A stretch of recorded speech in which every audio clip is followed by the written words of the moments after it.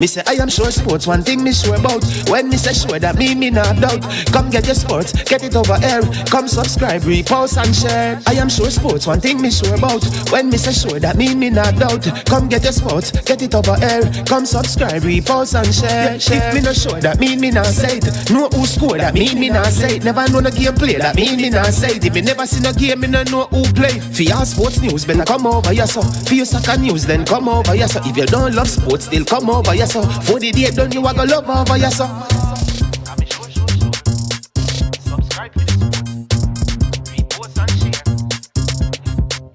So when it comes on to behavior concerning football, Jamaica is decent. I am sure that if we can get all of these things done, set in place by the end of April, it gives us enough time before the World Cup campaign. Not afraid of no Brazil, no Argentina with these crap of players. We are good enough. Remember to like, subscribe, share. Listen, comment. Let me know what your thoughts are. Yo, Chubba Dog, SK New heard this. The body out there, Sniper King I represent for I Am Sure Sports. You get to me, I say, when you want the latest news and sports and updates and all of that, check out I Am Sure Sports. You know the thing goes in. Remember, you cover the whole island. Remember Kingston, Westmoreland, Galchester, Ocho-Rios, Galtigo Bay, everywhere. I Am Sure Sports. Check it out for the latest news and latest updates. Sniper King I represent. Where them feel like, yeah, someone on for the food from we young, from we there, you need height. I Am Sure Sports. Yeah, dog.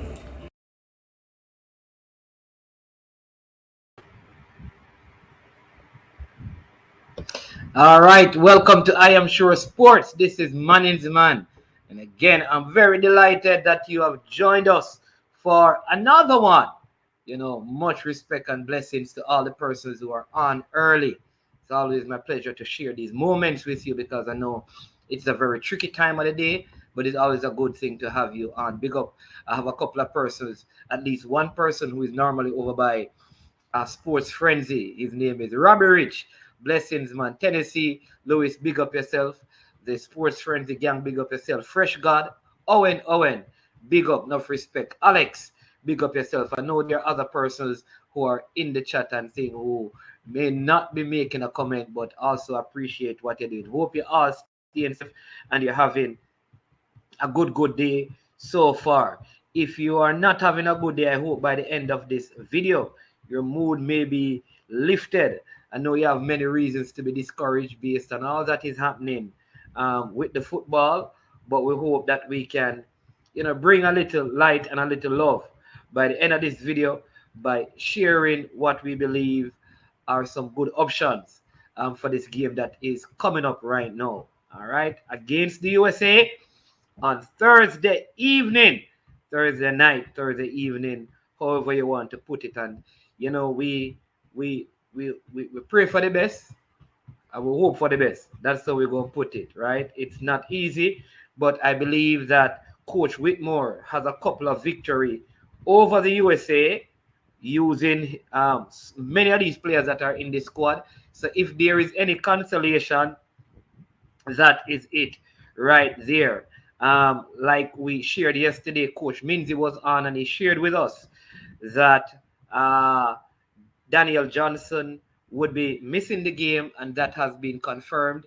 The news from Preston North End that they are taking precautionary measures because he had a slight knock, and so because of that, he will not be able to make this game. So he's an next player who will be out as well. I see one of my cousins over there in Florida. Bless up. Andrew Johnson, big up yourself. Eagle Republic, Chemo. Bless up. With the fans at the stadium, that is still going to happen. Let me just answer that because the question has been asked, though our discussion won't be centered around that. That is going to happen. I think they are cutting it too close though in terms of people being made available. I think it it is too close for comfort, because by the time you get the information, it may be very difficult for you to go through all the processes to get yourself ready for the game. That is the concern that I have. But there's a strong possibility that there will be fans. There are going to be fans. Is just to know when are we going to get the information so we can prepare ourselves to attend the game for those of us who have an interest in attending. Um, yeah. Big up Roger Sharp, Marvin, Dapper, Rasta. Bless up yourself. All right. So today the show is really to look at some of the information that I've received from the birds about what the starting 11 could look like if everyone is who is present is available up to match point or match time. Now, if you look in the description, it says the Reggae Boy starting 11 versus the USA. From the what's left. We're not calling them in Jamaica like the what left, but it is from what is left from the original squad. What is the best starting 11 that we can deploy for this game, and also how best we can set them up, who should be the personnel, how this personnel shall be deployed, and how we can get the best result out of the game. I still believe, though, that I know many of us doubt that we can beat the USA. Listen, I've always heard this and I subscribe to it. The ball is round. And on any given day, most teams can beat any team. All right? And that is just one of the truths that we have to understand. On most days, any team can beat any team. So don't write off the Reggae Boys. I know it seems very hopeless now. I know you feel like, boy, nothing is going to happen. This is not possible. But never write off a team in football, because anything is possible in the game of football. Teams can spring surprises. So please let us remain positive and trust that we can get a positive result from this game. And so we're going to look at that. We're going to look at what would be the best 11. And I want some of you to work with me in selecting an 11 and selecting a formation that you believe would produce the best result. All right? And then what we are going to do, we are going to ensure that the people in positions who have listening ears, they will probably take some of our ideas. You never can tell that by having this discussion today, there may be persons in places of influence may buy into the idea if it makes sense. So I want us to make sense today in our discussion. All right, question do Manins. Will there be a replacement since DJ is out? All right, so it is going to, I think if any replacement is going to come in, the replacement would have to be from the USL or the local league, which would happen for the Canada game. But for this USA game, those who are there are those who are there. And we have to work with those people who are there. Those will be the personnel who will be used for this game. All right? Yeah. When will you have me on the program with the Sports Frenzy host? IQ Sports. No, man. Sports Frenzy, they all know, man. Josh Carl and Levon all know that all they have to do is to just link me up. Yeah. And they can come on. They know that. All right? Yeah. Listen, there's a lot of, as the whole thing go on, there is breaking news and breaking news and breaking news. And some of it is unconfirmed, and some of it is from good sources, right? And so we have more breaking news.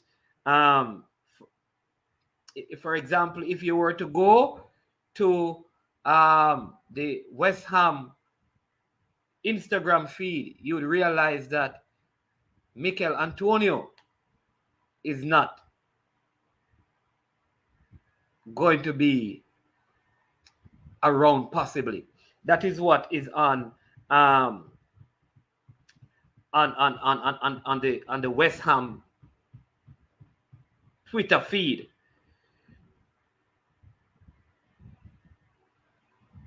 Yep. Yeah. So Mikel Antonio. So that could be a next exclusion from the squad. I don't want the news to be depressing, but it does appears that one more person has been withdrawn or not been released by their club to be a part of the team for this round, and that person is Mikel Antonio. So by the end of the show, we'll confirm it. But if you go to the West Ham Twitter page, you will see that, right? So Mikel Antonio looks like he's going to be out as well. All right. Now, do we still stand a chance without Ethan Pinnock, Mikel Antonio, Liam Moore, Jamal Lowe? This is for the USA game. Anthony Grant. This is for the US game. All right. Let me go over them again. Yes, I tell you, the dog a ball. Oh boy. So as you know, Ethan Pinnock, Liam Moore out, Jamal Lowe out, DJ out, Mikel Antonio out. All right. For the USA game. For the Canada game, you will see Jamal Lowe, and he will be there for the game against Honduras. All right. So Jamal Lowe, but Mikel Antonio will not be a part of the USA game, and it looks as if he will not be a part of the other two games. Is this all bad news, or can we find some hope in all of this? All right. Now, again, they may have to call up other players to join up with the squad for the Canada game. All right. Which they could go for a Michael Hector and a Wes Harding to come into the squad, or they could go for a Kevin Lambert, and I don't know who else, because I think it will be difficult to get Kaim Paris to come because of probably the distance he would have to travel at this time. All right.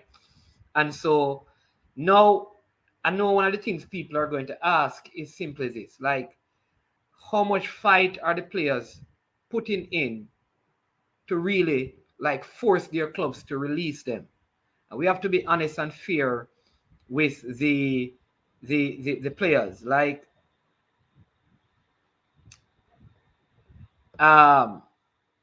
we have to be fair to the players because they are also being paid, and if they should, if probably to go against their club, because would cause a problem, especially because the compensation for representing the national team, especially for these players, it costs some of these English-based players more money to represent Jamaica than Jamaica can actually pay them to play. So it's a cost to them.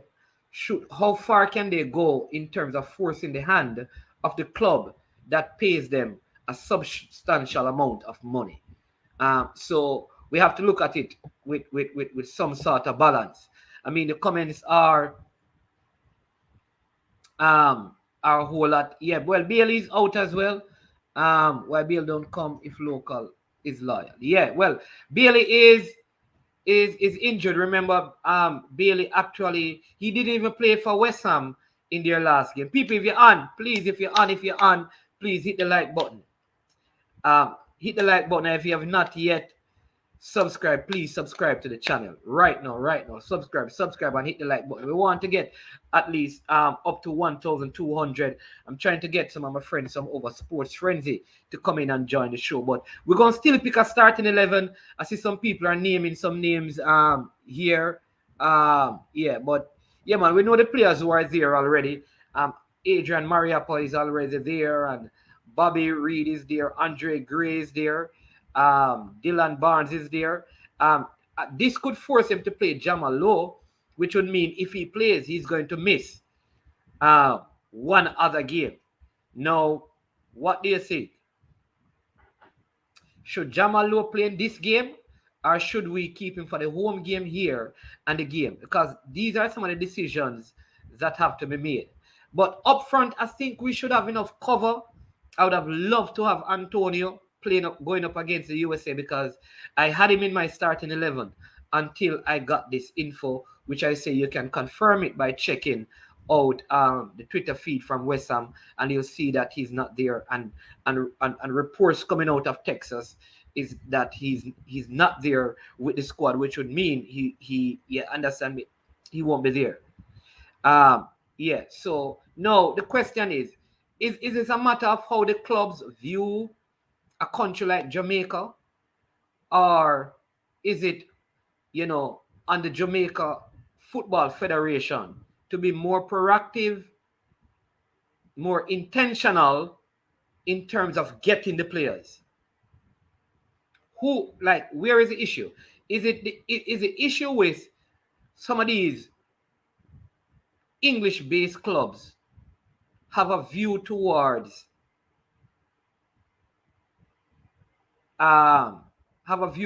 Jamaica's football, so there's no great interest in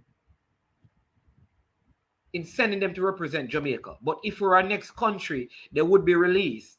Or is it that the federation needs to be more intentional, more direct, more forthright in terms of how they approach these clubs and put a higher and a stronger demand on them? What is it? So who is supposed to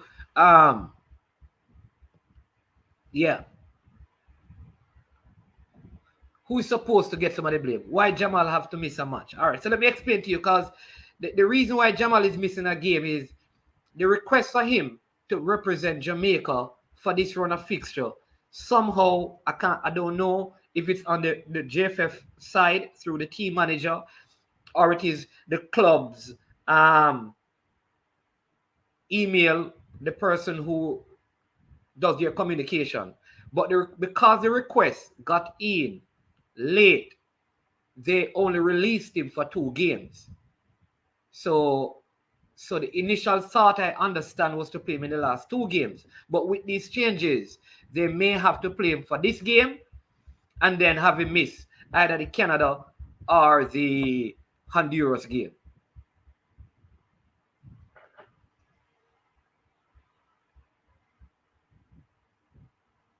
Yeah. So there you go. If you check the West Ham feed, you'll see some people say it is unconfirmed, but think about it. The players, when the coach originally said, right? The coach originally said that he will have all the players on the 4th. Right? Today is the 5th, and Antonio is not there. What does that say to you?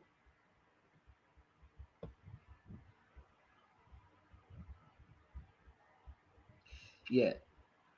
I think there's Jason, there is some truth to that there needs to be a more proactive approach. But I also believe that, again, some of the clubs, I could be wrong as well, but I think some of the clubs in England in particular treat, I would say, Caribbean nations with less respect than other European nations. I don't know how much power the player themselves have in terms of putting a demand on the club at the expense of their contracts. So, and therein lies the, so let me say this again. No, I don't know who wants to pay for the coach and tell him. Drastic. I think this is Drastic Seymour. Is it that are people happy now? Like, I wonder what the dressing room is like. I wonder how the coach feels. I think the coach must be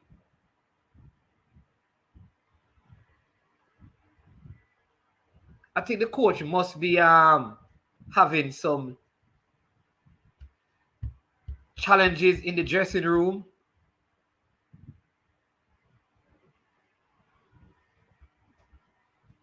If this is really happening, right? Somebody saying no, it is personal like speed. JFF and Tapper and like human is man with your xenophobia and it's rampant with some fans. So don't blame other things. Look within yourselves. Michael Garden, what xenophobia? What you know what xenophobia mean? Let's discuss this. You want to challenge me on xenophobia? Tell me one thing you have ever heard me say about anybody from England. Michael Garden, come and talk to the people. And anybody, anything you hear Michael Garden says, anything, people. All right, so Michael Garden, he types this. So Michael Garden, tell me one thing that you have heard me say that is xenophobic. Come on, let's have a discussion. Don't run away. Respond. Tell me one thing. Tell me which video we need to find it on, what date, or what comment you heard. Let's take on this one, people, and then I'll get to it. Ishmael say I must read it. Tell me one thing that you have heard man say. Come on, Michael Garden. You're gone already. Come on, man. Come on, Michael Garden. Come on. Talk to the people. Them. Tell me one thing.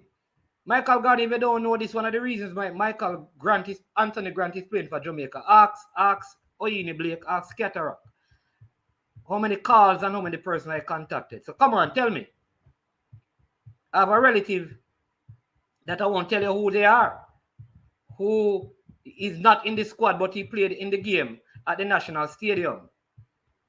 I have a relative that played for the national team from England, you know, and he played at the national stadium, but he's not called into this squad. So you tell me, tell me, Michael Garden, what statement you have heard.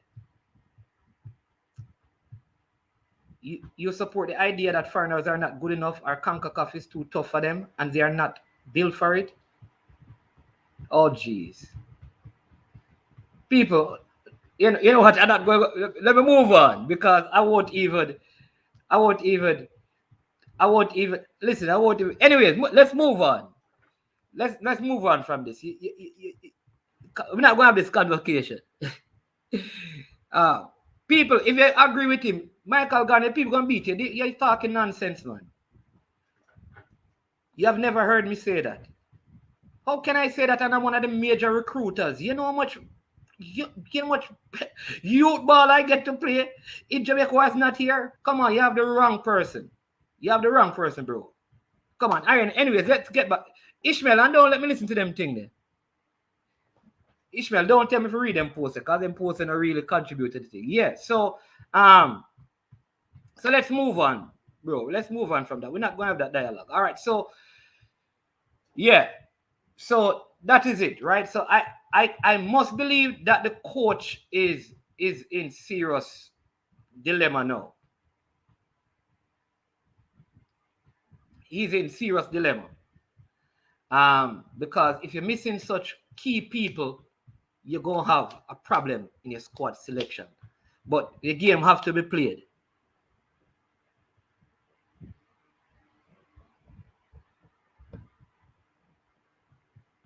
Manager, you're not the man that cajole, speed, quota system.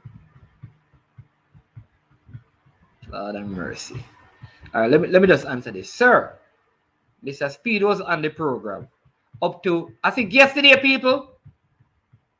And yesterday, Mr. Speed talked about the U team and what he believed, and he said, don't care. I said, listen, I said, there's one conversation I've said in that whole thing is that I know that even if there's a rule, and I asked him that, and the next Messi come, if you're not going to play the next Messi, that was a question I asked him. Go and listen to the tape.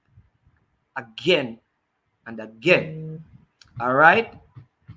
Let me go a little further, my friend. I am one of the men who come on program and said, here's the thing. 11 best players must play wherever they are from. And I'll tell you again, I have relatives. I have one relative, not a very close relative, but I have one relative who members of my family helped to play for Jamaica. And he played in the game against Panama. There are players who have helped with their documentations from out of England in getting things corrected. That don't make no sense. All right, so let's move on. All right, so people, so Antonio is not um not there. And Jairus, I hear that as well, that they want to play for Jamaica, but they are uncomfortable. They are uncomfortable with the coaching staff. So they don't have a problem with Jamaica per se. Like I don't know if you have heard, but Ethan Pinnock did an interview years ago and he talks about his cousin Naira Nosworthy and how he comes to Jamaica. It's the same thing with the same thing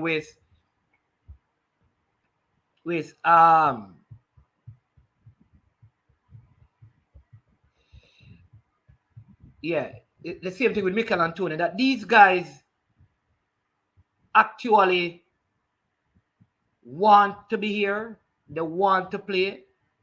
They love the country. They want to represent Jamaica, but it may be that they don't feel comfortable in the present construct of the team and the person who is at the helm of it. And that has been an issue for a very long time.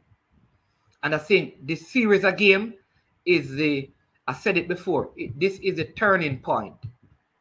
If after this, is either Tapa is going to do well and stay, or there'll be no other choice than to release him if he doesn't do well. Now, I'll say this, I've never been a person to cry out for anybody to lose their jobs because it's a man's livelihood. I don't like the idea of coming out publicly saying a man must be fired. I don't like that. However, when it comes down to accountability and producing the correct and the results and the expected results, here is what is important. That if the result don't match up, then someone must be held accountable. All right? And we cannot keep blaming the players, whether locally, players who are born locally or those who are born in England. It has nothing to do with the players sometimes. It has to do with the structure and the management of the players. And so things have to change. And if things don't change, it is going to be a problem. And so I'm trusting that if there is no good result,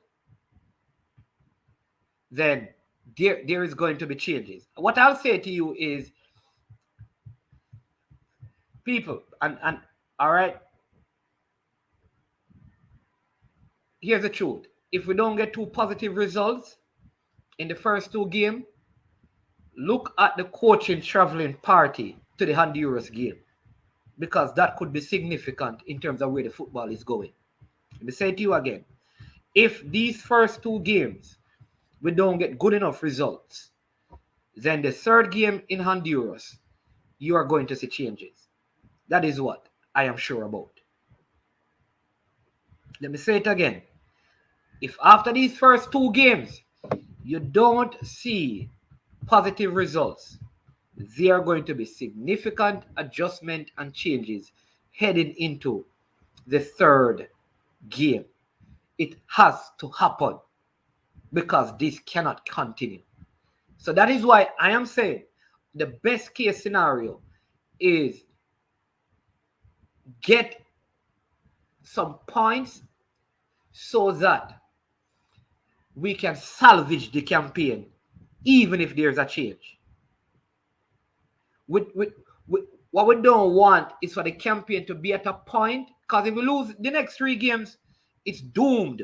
So we have to find a way to get points out of this. But again, let me ask, should there be some changes right, to the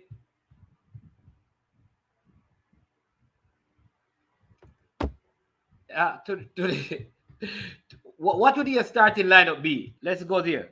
What would be your starting lineup given all the issues that are there? All right, the players are looking. No man. Yeah.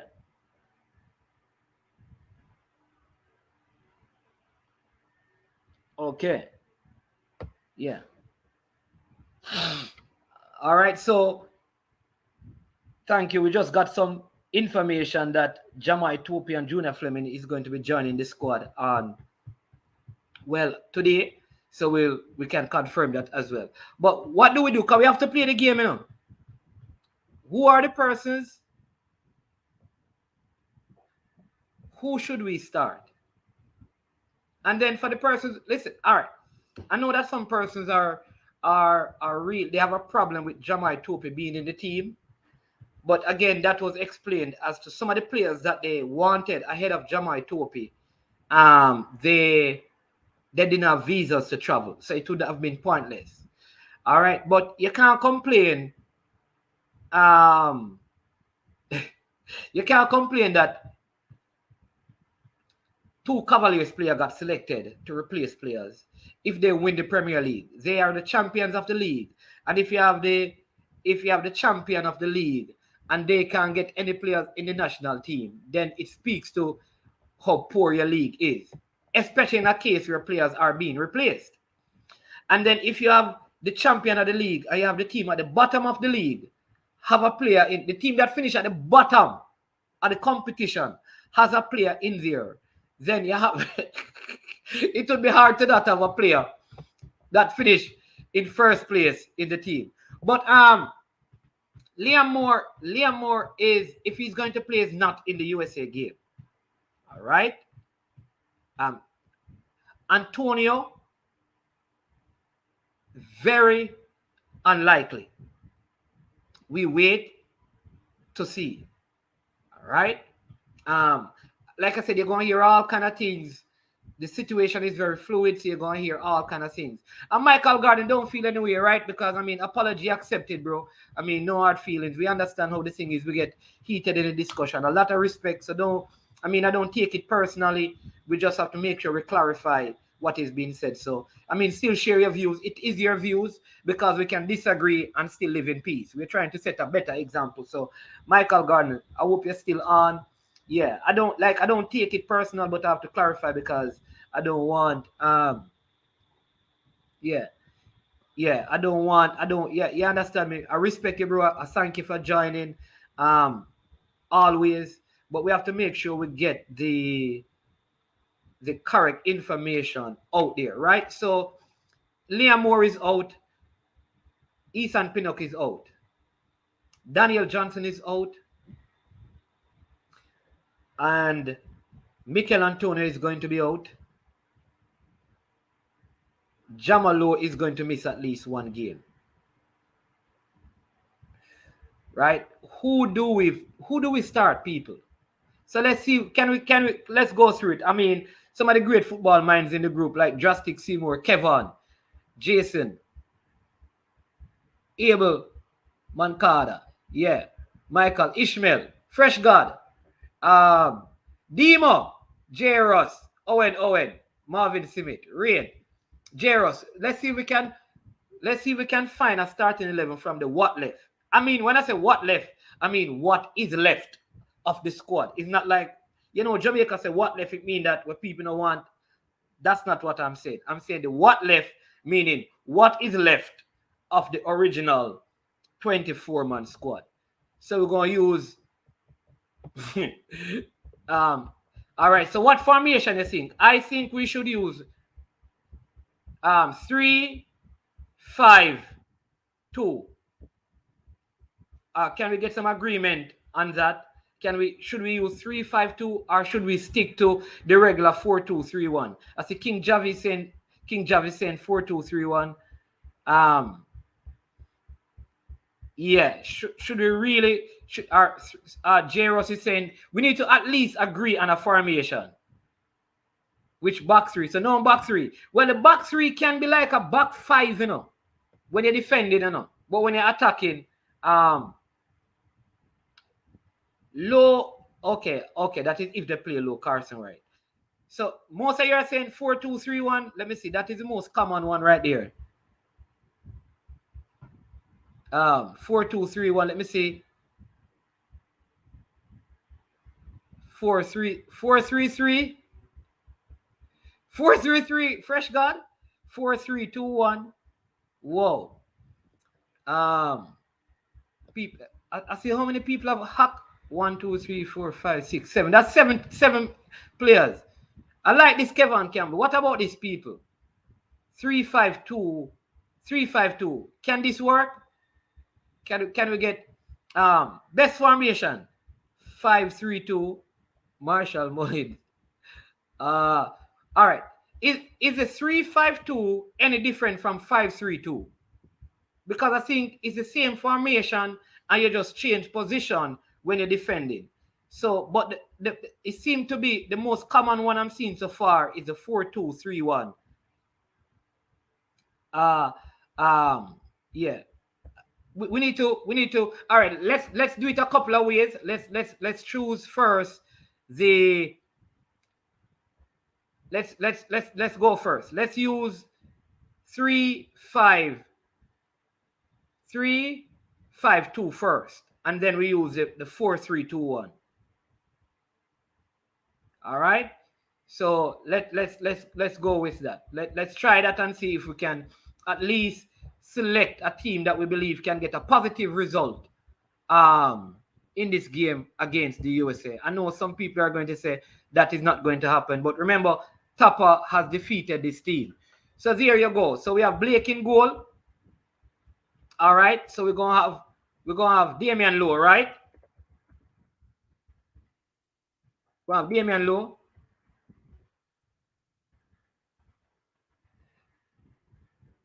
Damian Lowe, right here. Then we have Adrian Mariappa.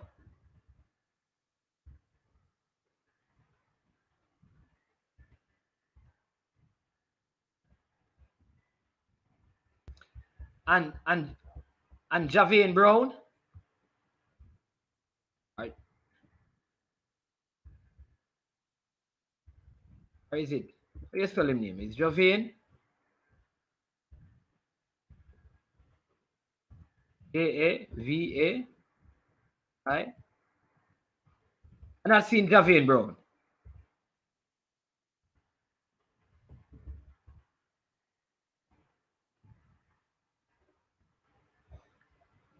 All right.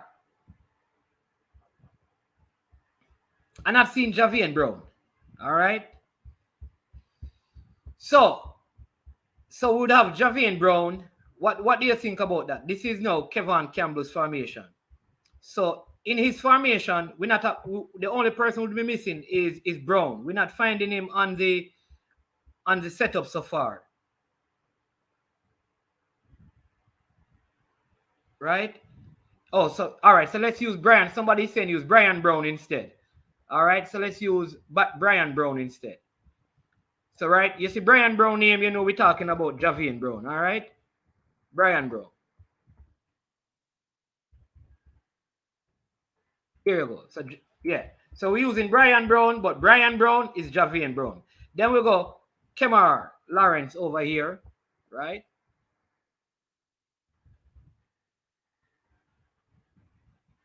Kemar Lawrence over here. And over here we have Alvas. All right. So now, do you think this could work, people? That gives some freedom to Alvas and Kemar to join in attack, but they also are able to defend. Or would you change or remove somebody from this?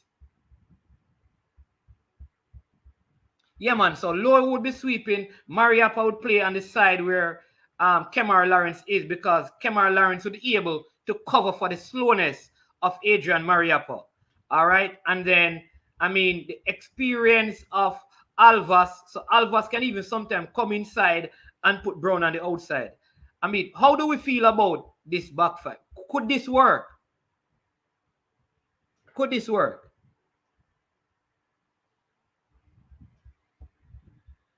All right, so people are saying that this is good so far.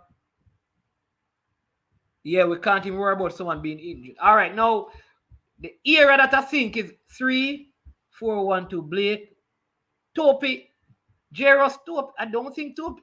I would not start Topi. All right, so let's work with this. I would not start Topi in this game still because I don't think he's fit enough to step into. So let's go now to midfield. Devon Williams. So using Speedy. We're gonna play the central three almost across, so we can go into 3-5-2. So they're not right, so they're playing a flat three up there. All right. Do we go Bobby Reed? I don't know. Would you go Bobby Reed on one side and Tyreek McGee? So these three would play in midfield.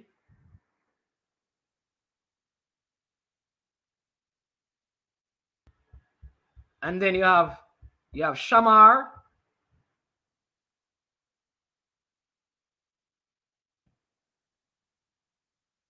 And Kemar Roof will play off him.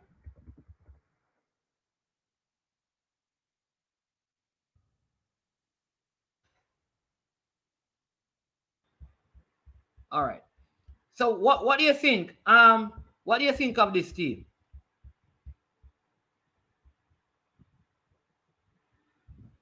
Could this work?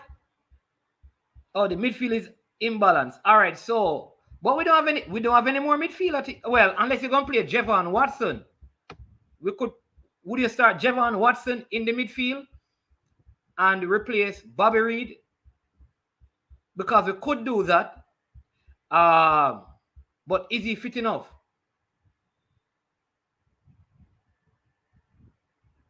Yeah, call back Lambert. Yes, some good comments. All right, so we're saying that Haka. All right, so let's put Javon Watson. Let's replace Bobby Reed. Javon Watson. So there you go. So Javon Watson replaces Bobby Reed.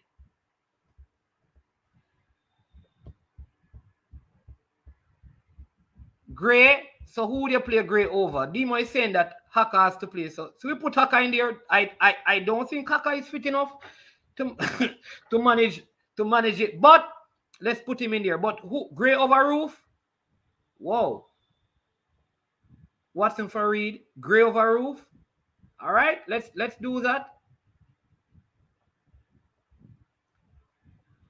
Listen, I personally believe that Coach Whitmore rates Kemar Roof. I mean, the little I've heard, he speaks highly of him. And he thinks that Kemar Roof is very Jamaican in his play and how he approaches the game.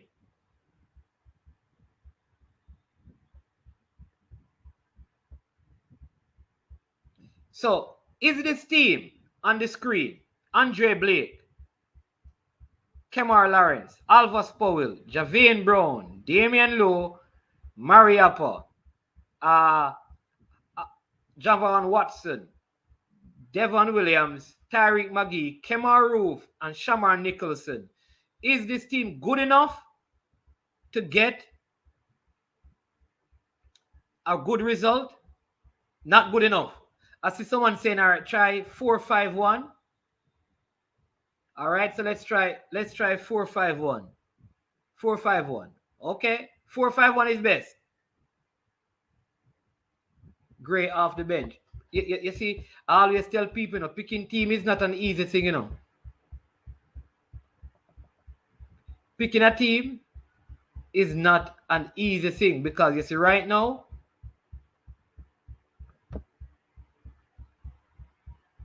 so Maggie would go here and Watson would go here. Alvas, so that means 4-5-1. 5-1. Let me see if I can find the 4-5-1. Hold on.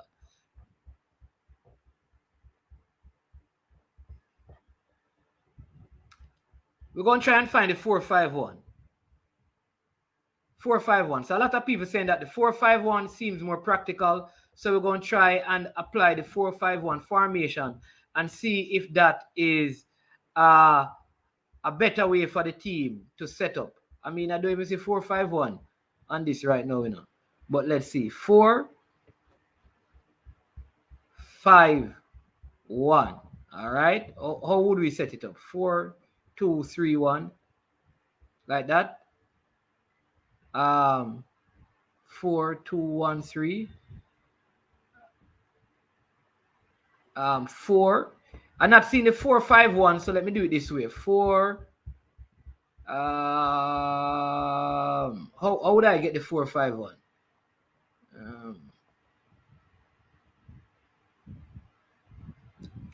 Oh no, that would not work. They don't have 4-5. You know, they don't have that formation on it. So could we use an X formation? Like this is a 4-2-3-1, which is kind of 5. Let's try it that way and see if we can rearrange the players. So let's try that.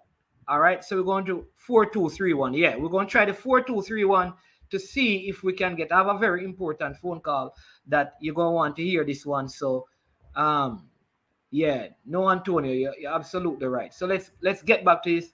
I have an important phone call that is related to the national team. So I'm going to take it when I put up this. All right. So there we go. So let's get this bigger so you can see it. Bam. All right. All right. Think we need to. All right. I don't think you're not seeing the top. So let me just adjust it like this. I think. Yeah. All right. So there you go. That will be the 4-5-1. But how who do you take out? Because now you'd have to take out. Well, Mariappa would come here. So Mariappa and Low would be in here. So Low would be here. He would be all right. Then Mariappa comes here. Kemar Lawrence would come here. Alvas Powell. All right, so that's your 4 difference. Now 4-5-1. Who do you play in midfield? Who are the 5 in midfield? Javon Watson starts still. Would you play Javian Brown in midfield? Put McGee up here. Put Watson there. Shamar is the one. Andre Gray and play Kemar Roof right here.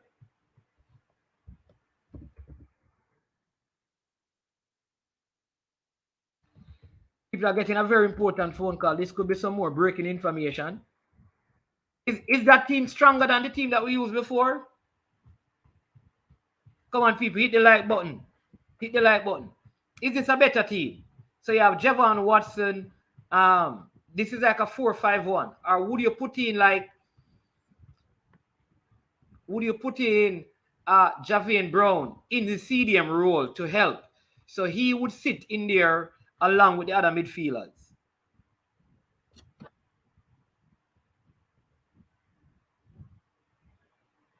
I agree, you know, that's why I'm saying that I would not. Yeah, it's not the bird.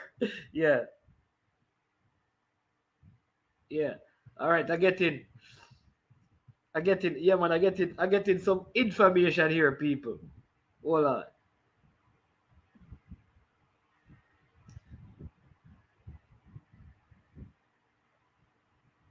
Hold on.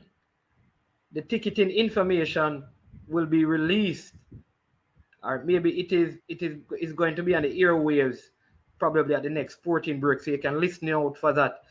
But the ticketing information is here. I would not personally. I would not. If Jamal Lowe is fit, if they want to take the risk of, oh, you'd play Bobby Reed. All right, so Bobby Reed would replace. That's a good option. He could play as one of the five. So we're dropping Bowser is the one forward. All right, so let's do that. Bowser is the one forward, Neil. We put in Bobby Reed. Bobby Reed. Yeah. All right. People are saying playing Javian Brown in midfield, but who they take out? Do they take out Javon Watson and put in Javian Brown? Who do you put in him for? So there you go. Bobby Reed is there. Is that a stronger midfield going up against the USA? Okay, so you're saying that I see Teddy Lee Gray saying this. Teddy Lee is saying Watson and Brown are CDM speedy at.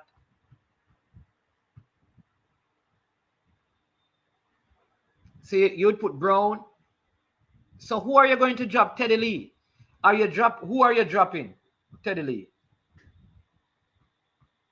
Low over Gray. So use Jav. All right. So some person are saying instead of Javon Watson, use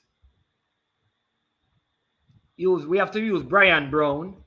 We're going to use Brian Brown as the name for yeah. So you're saying Brian Brown, Javian Brown in here with Speedy, Maggie Roof and thing. Would this fit Roof, or we should take the risk of playing Jamal Lowe in this game, and even if he misses the next game, then that is okay. Should we do that? Maybe that's what we need to do. Maybe we should just listen. Jamal, you play this game, and play the Canada game, and then you can leave.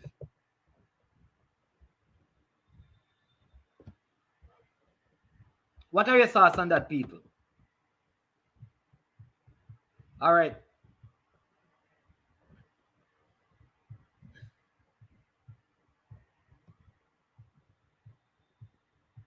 Yeah.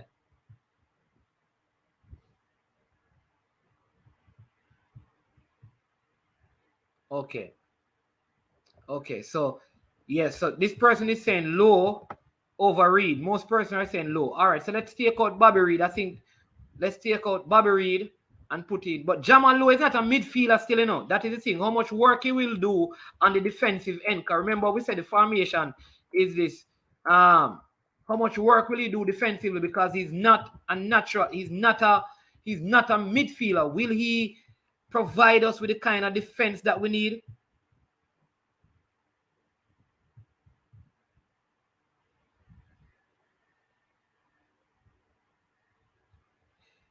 Some person are saying that we need to put in one more. So we need to take out one of these attacking players.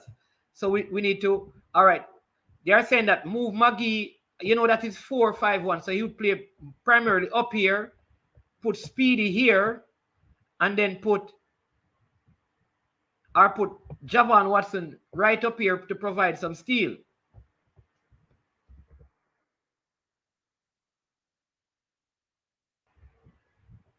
There you go. Start the game like this. So you have 3 ball winners in the middle of the park. Yeah.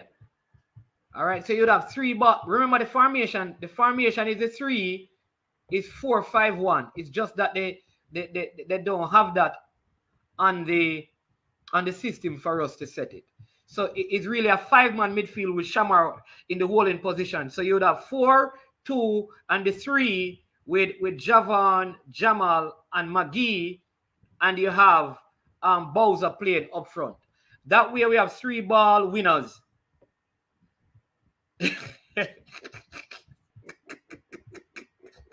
You say, oh wait, I can't go then. Oh Jesus. Hey, but people, you realize what the problem is? We can't even um we can't even agree on a starting 11. You don't realize that?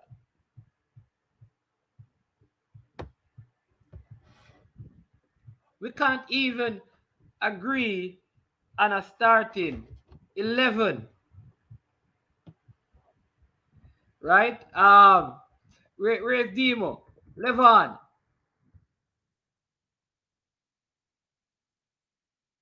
Yeah. We the fans can't even agree on a starting 11, which is part of the problem. We, because we don't know if we want ball winners in the midfield. Do we want ball winners in the midfield, or we want creativity in the midfield? But let me tell you, like, my tactical breakdown of this whole team right now. Here's what I believe from a tactical perspective. We take out Tucker and put in the 70th minute. Big up 1-1. Big up everybody in the chat. Please like the video, people. Haka would be good for 1/2 and 60 minutes. All right, so somebody's saying take out Haka and put back Reed. I think that is the option, brother. I think Haka needs to come on, because I think if you have Bobby Reed in here,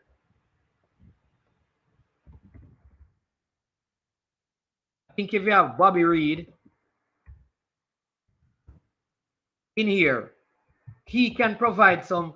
I think he needs to step up, and this is a game that Bobby Reed needs to step up. Yes, the formula. That midfield won't work. But we have to we have to agree on what midfield is going to work. What midfield is going to work? Haka should come on. No, man, 1-1. It is actually a 4-5-1, but they don't have that in terms of the program that we use in the FM data. It don't allow us to put in that particular formation. But the formation, it should be 4-5-1.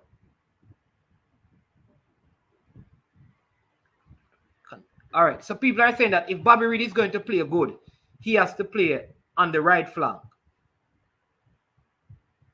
That's what King Javi said. He has to play on the right flank. So if he plays on the right flank, do you think Maggie can play in that central position where he needs to do a lot of tackling? Right? Could that work? Do we trust the inexperience of Javian Brown playing in that holding midfield over a more experienced but unfit Haka? All right, so they're saying that try 4-2-3. 4-2-4-3-3. Okay. All right, so there you go, Jaros. Jaros is saying that. So Maggie, all right. So let's fix this right now. So Maggie comes here. Bobby Reed goes there. Do we think this midfield is good enough to get us a result?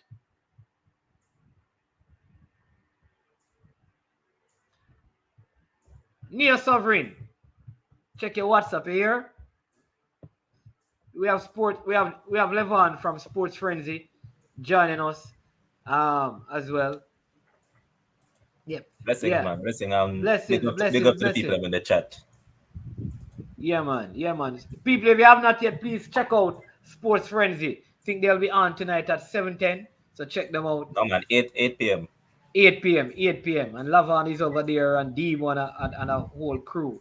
All right. So the four, like Jairus is saying that the four. Let me get this Levon. Let me just put up at this. Let me find Jairus' comment. He says the 4-2-3-1 is a variation of 4-5-1. Yeah, it is. All right. Right. So what we have here is a 4-2-3-1. Could this work, people? All right, Mannings, man. Here what's the problem? This team lack a central defensive midfielder because none of these guys can't really play defensive mid, you know? So if you're going to play Javian Brown there, remember that he's a makeshift. So if you look at it from that standpoint, I see people calling for him to play there, but are you willing to probably what will say try new things, experiment in a tough game as USA? Yeah, I agree that when I look at Javon Watson, you don't know level of fitness because he played about 2 or 3 games on Lion at most. And what I keep on saying is that Kappa is one such person who believes that Javon Watson is a man that can fight for him This is a man that will give his all on the pitch for him. So going by that, I believe Watson will play along with Williams. I don't really think that he's going to put Javian Brown as a defensive mid. So we're here thinking that, yes, this is what we would want. But what I think is that you have to think based on what Tapa is thinking. I don't think he wants to experiment a new player in that particular system tonight. I mean, the match against USA. Okay, so you're saying that you'd play, you'd rather use Javon Watson And where Speedy. and Speedy where. All right, so let's try that and see if the people will agree. So, because of experience and because we know how our coach is, this is what he's possibly going to do. Javon Watson right here. All right. All right, Whoa. so when I look at how you set out the formation, so Watson and Williams would play as the two holding mids, and then above them you'd probably have Maggie at the tip of the iceberg to actually build those plays, because generally that's how a 4-2-3-1 formation works, where you have that man centrally who will pull all the strings. So going by that, I think Maggie will probably be the one at the tip of the triangle. Okay, and then because if you're playing, would you play Roof in this game, or he sits on the bench and you go with Bobby Reed and Jamal Lowe? All right, before I move on, I've been seeing some reports that Antonio is actually coming. Before I came on, I actually saw a lot of reports saying that Antonio is actually over there. I saw some reports saying that he was over there. I don't know how true it is, because when you mentioned about West Ham Twitter feed, I went and I checked and I saw that they named out 9 internationals from their team that will represent in their countries, and Antonio wasn't part of that. But if it happens that he's not coming, my problem is that Roof is not a winger. That's the issue that we're facing. Now, with that in mind, again, I'm going based off what I think Tapa will do. Flemings will be the one to start. That's just my thinking, that Tapa has so much faith and trust in Junior Flemings that he's going to start him on one of the wings. Which of the wings? That I'm not sure of. Bobby Reed seemed to be a likable fellow by him as well, so he'll probably start on another side and Nicholson up top. Okay, all right. I'm going to get that. People, I'm going to check right now and find out if Antonio.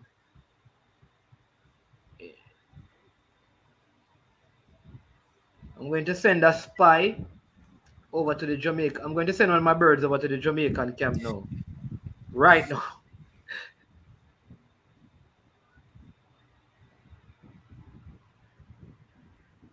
All right, bam.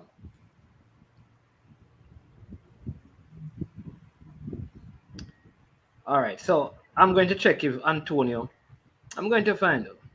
Don't worry yourself. And let's work on that, and then we'll get it. There's one of your commenters saying that the man is in Texas. Really? He got there when? Alex Reed answer to that. Oh, joined up today. Okay. Yeah, he says that 3 players should join up today. So hopefully he's there, because the side is already depleted with all the players that we are missing, and you work hard trying to chop and change with all these players that are currently remaining. But as I said from the get-go, remember that it was on the same program we're talking about a backup left back in case Lawrence go down. Now, what is that case? What if the scenario actually arises that should happen? Where do they go from there? Because this is the exact pressure that they're facing now. They didn't select enough backup in terms of central defensive midfielders, and know it, Daniel Johnson out of the team, in which you know that he's not necessarily a central defensive mid, but he will play in that middle. So they don't directly have a direct replacement for him. So that's the issue that they're facing. Okay. All right. So, so we're going to try and confirm the Antonio news. So let's do this over Levon. All right. So first we have to agree that most of us agree that this 4-5-1, 4-3-2-1. No matter what you want to twist it, 4-2-3-1, 4-3-2-1, all of them come back. Is the best formation to use for this game. I think most of us agree to this. All right. So now we agree that Speedy, the only challenge we're having is should Javon Watson start. or should we play Javian Brown? Some persons say that um, Javon Watson may not be fit enough, but he has more experience, so let's keep him there. No, everything changes now that Antonio, if Antonio is present. So Antonio is present now. Who do we replace to put in Antonio? All right, based on the team that we have selected, Yeah. it's kind of tricky because Nicholson, I would love to see Nicholson and Antonio up top together. I don't want to see any of them playing on no wings. It's just like I dislike seeing Corey Burke on wings. I don't want to see my centre forward playing on any wing. But also, one thing we have to take in consideration selecting the midfield in the Mannings one is what USA is going to come with. So you know that they're going to play Busio and they're going to play Weston McKennie in that midfield. You know from experience and what you have seen of these two guys that they're very energetic. Then You want us to select the US team and what the possible formation would look like? All right, you know that they're going to play a 4-3-3 because that has been what they have been using over the past. All right, No, so man, let's focus on Jamaica team for now. Yeah. I'm just saying, based on what USA is going to come with, we as fans, and the coaching setup should actually be thinking of how to counter that. That's the thing that I'm thinking. So if you look at it now, you know that, as I said, Lucio is going to play in that middle, and also McKennie. The other midfield option is probably where you're scratching your head, and the possibility exists that probably Tyler Adams will be the one that will be play in the central role. So if we look at it from that standpoint, would you say that Jamaica midfield can match up to their energetic levels? Boy. I think the weakest part of our team for the since the 1998 World Cup campaign, the weakest part of Jamaica's team has been our midfield. Even in the 1998 campaign, the weakest part of our team was midfield. It has not, and I can't understand why for so many years we have not sought to fix this issue. So, no, when you look, we shouldn't be struggling to figure out who we go. We can't even. You see that we can't even, Levon. We don't even know who to start because that's what I said. Yeah. I was saying to you from earlier that if you look at it, right, the problem that we face is that we never selected backups for the players that are missing. You see, had we selected adequate backup, and I see people keep on asking about Michael Hector. All over I see it because they're saying that since man like Ethan Pinnock, Liam Moore, Daniel Johnson, and all those guys can make the trip. Why is it that you couldn't just say, all right, since as these three won't make it, I'm going to use one of them playing fair and pay for Michael Hector to come. So what will you say about that? Michael Hector, like the much maligned Michael Hector, Virgin Michael Hector has been treated unfairly by the fans have really beaten Michael Hector, so I think he could have come. I think that's a good option.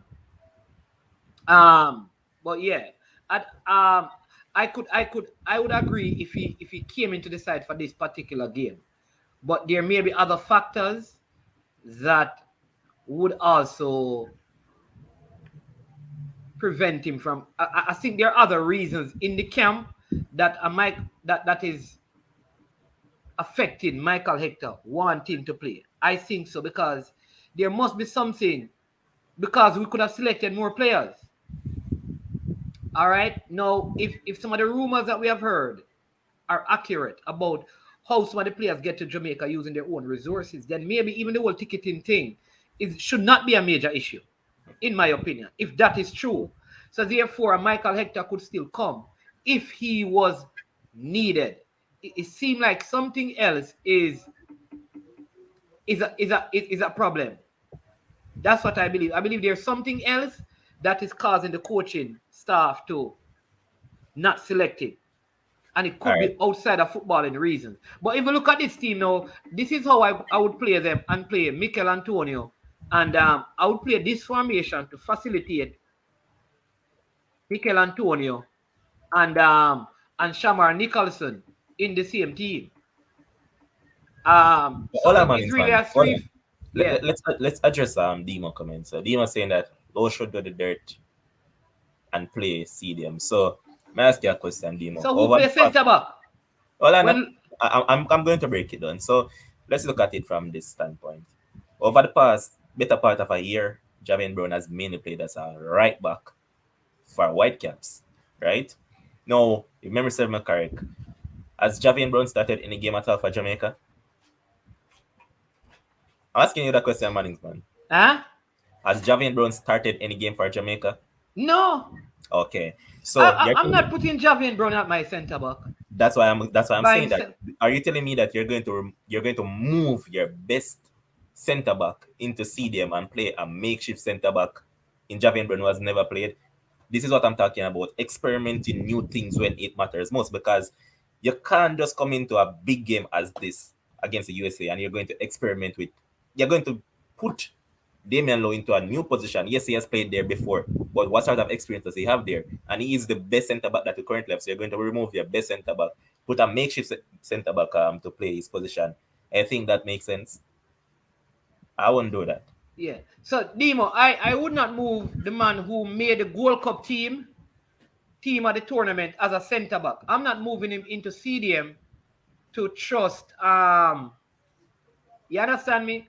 This is what I would do. So So this is what I would do to facilitate Bowser, because I think sometimes to defeat your opponent, you have to play to your strength True. and put them under pressure. So here's my logic. Mikel Antonio and Shamar Nicholson up front is going to be such a threat to the US team that is going to force them to sit back and defend. I don't think they can be so offensive and leave Shamar Nicholson and a Mikel Antonio up front. So I would play it this way because both of them have speed and they are good at holding up the ball. So that I have good cover at the back. And this is where I would ask the coach to play more long ball. But you know my standpoint already when it comes to What do you think about that, people? I'm saying Go ahead. you know where I stand on the formation for this team, because whether we have the strongest 11 or not, I believe three at the back is the best way to go for them, since as they lack that midfield, as I keep on saying, it has been plaguing Jamaica football for years. So with that in mind, you have to have defensive cover to actually protect those people. Yeah. And especially knowing the fact that Aka is 39 and you don't know his level of fitness, that's the issue. All right. So exactly. So here's my thing: the Brownman security. So we're not making a lot of changes because remember, Taxi played the last game, Blake played the last game, Mariapa played the last game, Lowe played the last game, Powell played the last game, Speedy played the last game, Shamar played the last game, Maggie played the last game. So I'm just making around 3 changes. I'm bringing in Mikel Antonio, who played in the game before that, to play beside Shamar, because I want the American defenders to be aware that I have a serious threat going forward, which means that they're probably going to have 4 at the back to stop me, which means that I have less work to do in midfield. Because if I go with 1 forward, I'm allowing them to. That's how I coach my team. If I put 1 forward up there, they only need to leave 2 center backs. So I am allowing their wing backs to come forward. So here's what I am going to do. I am going to put Shamar Nicholson, Mikel Antonio up front. And here's what's going to happen. The American defense will have to have 2 men marking them, plus 1 man to cover. So that at least 3. And they probably have the CDM even playing a little deeper. So that makes the matchup in midfield more one-on-one. I still have a Kemar Lawrence who can join in attack when I need to, because he's speedy enough. And then if he goes up, he will have the cover of Mariapa behind him. You understand me? I think we have in this way we have good defensive solidity, and we still can pose a threat going forward. So this is how I'd set up the team. But man, some people are going to probably disagree, but I think it is one way to. I believe it's the best way. You know why I said that? USA plays wing football. That's how they have been playing. And in order to counter that, you have to have enough defensive cover. And if you're going to play 2 at the back, as I see some people suggesting that play Javian Brown as one a centre back. If Tapa does go ahead and do that, you experiment in such a tough game, you're going to still need cover. So with that in mind, three at the back with the two wing backs would be the best way to go. Yeah. So you listen, I'm telling you this that USA, if they're going up against Shamar Nicholson and Mikel Antonio, they cannot leave two at the back when they're attacking. They have to have at least three players defending, plus they will also need to have like the CDM sitting back to cover. So that you cannot go into the game with one forward because you're allowing the wing backs and stuff of the US to push up. So I think this is the only thing I have is Javon Watson in the team. If Bobby Reed, I don't know that he can, but if Bobby Reed could offer some steel beside Speedy, that Not will help. no, Mannings. Mannings just stretching it now. We're desperate, but Yeah. Bobby Reed not down there. Okay. Okay, not Bobby Reed. No, none at all. If you play Bobby Reed right there, you're going to play with 10 men. Okay. And basically already you're essentially playing with 10 already because you said that Javon Watson's fitness is a main issue. So if you decide that you're going to do that, that is going to be a disaster waiting to happen. Let me get this. I mean, from the 23-man squad, where did you pick, man? You did say, yeah, I said it. I said it once the squad came out. I did say, listen, changes were going to be made. I did say it because I know how clubs are. If the player have a niggle, you ain't coming to Jamaica, bro. This is Jamaica. There's a perception about certain nations when they come on to football, so I expected that. You understand me? But what do you think, people? All right, some persons are saying, why not put? All right, here's what they are saying. Levon, tell me what you think. They say right here, why not put Topi here? I don't trust him. And then start Brown here as a tackler. All right, I'll ask you a question, Mannings man. You saw Tope in the Premier League final. Were you impressed by his output? I don't think, like, I could be wrong, but I don't think Topi is fit enough. Thank you. I would have to. I can't do this, man. It would not be. Listen, it would be an injustice to be calling Javian Brown for so many games, right? You call him for so many games, and then you bring in a Topi to play over him.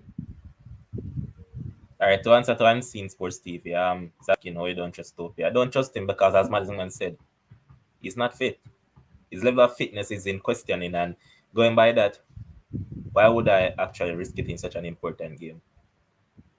Yeah. We saw him in the Premier League. We saw him in the Premier League final, and you saw how he played for Cavalier. It's not a case as if he had a unforgettable game in terms of he was tops. There are a lot. It was a mistake-laden game from him. Go ahead.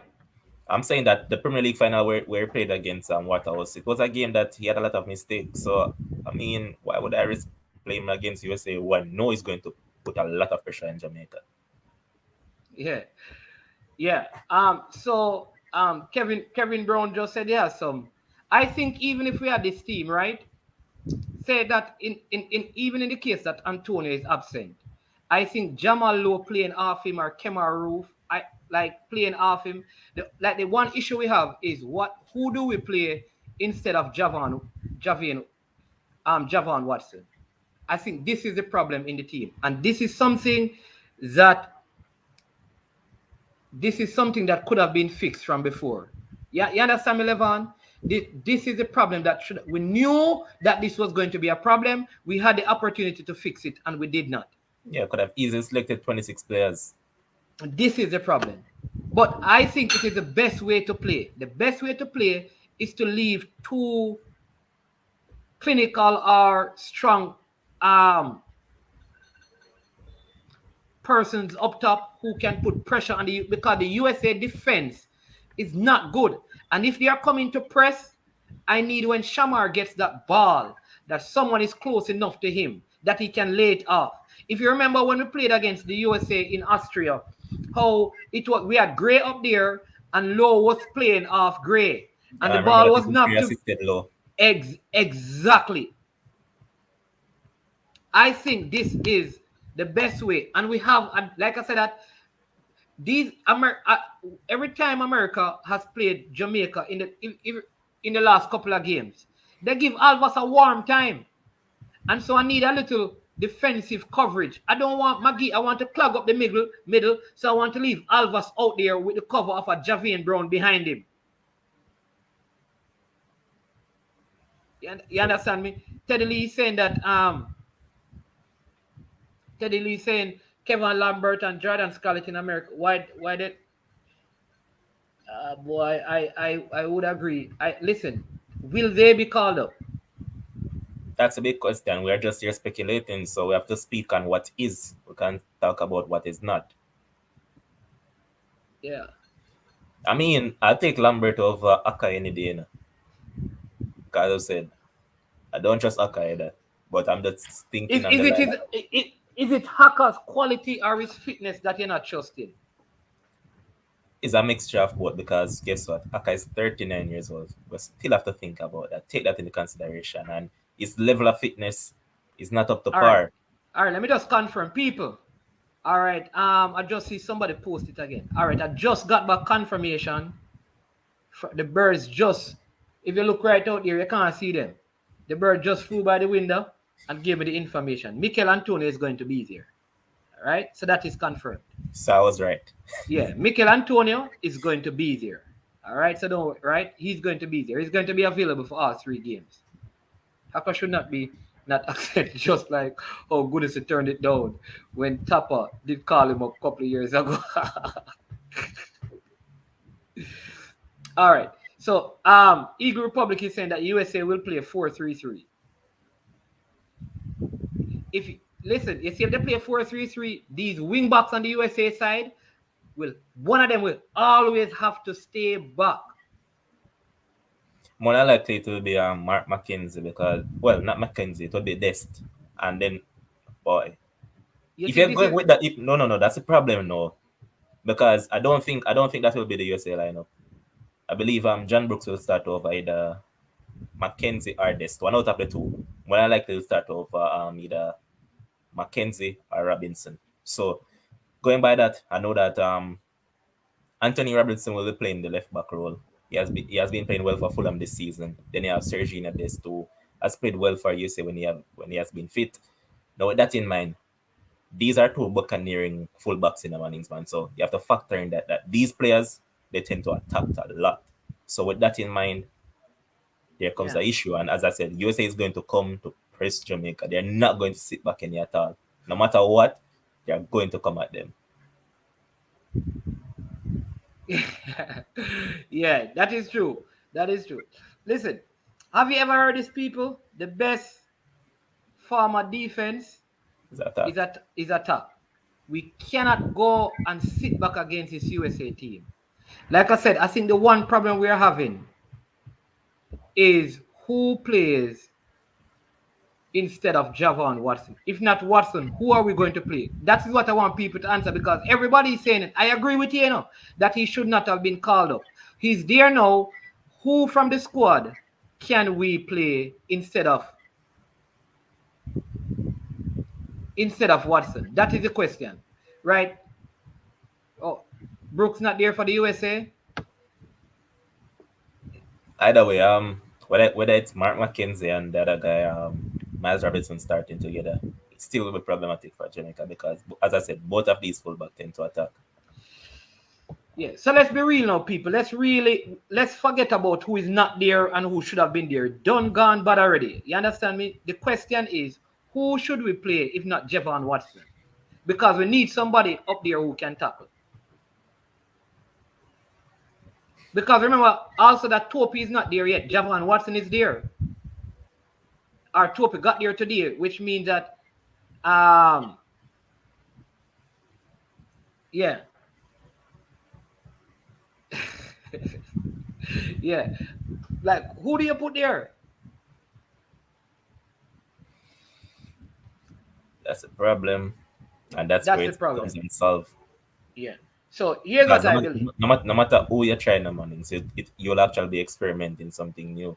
Because if you decide that you're going to go with low, experimenting something in a big game. If you decide that you're going to use Javian Brown, you're still going to be experimenting in a big game. And as I keep on saying, do you want to do that in a game that matters so much? Okay, David Nielsen said Low is the only guy you can think of. I think if you move Low, you're gonna mess up the defense. In this game, I cannot move Low. Low is too important to the defense. Drastic Seymour, just link me on Instagram at I am sure sports. So if you're on Instagram, you just send me a message on Instagram, and then I can work out something with you, right? Yeah. All right. So All right, man, guess what we're forgetting in all of this discussion? And as oh, I see someone actually brought it up in the comment section. Don't be surprised if I see O'Neal Fisher in that midfield. all right, let me ask the people. 1-1. Teddy Lee. Honestly, let me call some of those names down here. David. Jeffy Entertainment. All Topic TV. Big up. Would you prefer O'Neal Fisher over Javian Watson in the midfield? So let's try that. Let's try. Let's put in the Yes, the O'Neal fish. Fisher over Javon Watson. Let's put in the fishy one.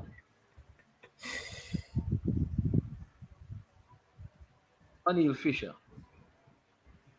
What say you people? Because his numbers are on FM data, his numbers are better. A lot of people are going to say no, man, because guess what? A lot of people don't actually oh, want to see. oh, John Brooks have withdrawn. Yeah. Oh, so no, so who? Somebody saying only. Oh, all of a sudden, everybody are ball out for Watson now. And then people are That's the easiest way to get the answer, you know. Let's put them so in a hard place, and then you get whatever they think. so Watson over Fisher. No, but you have a choice, because either Watson is going to play. Let's be real. Either Watson is going to play there or Fisher. I don't think we can play Bobby Reed there No, because that's out of the reckoning. yeah. See, rather go with Watson. Watson fit or unfit. uh,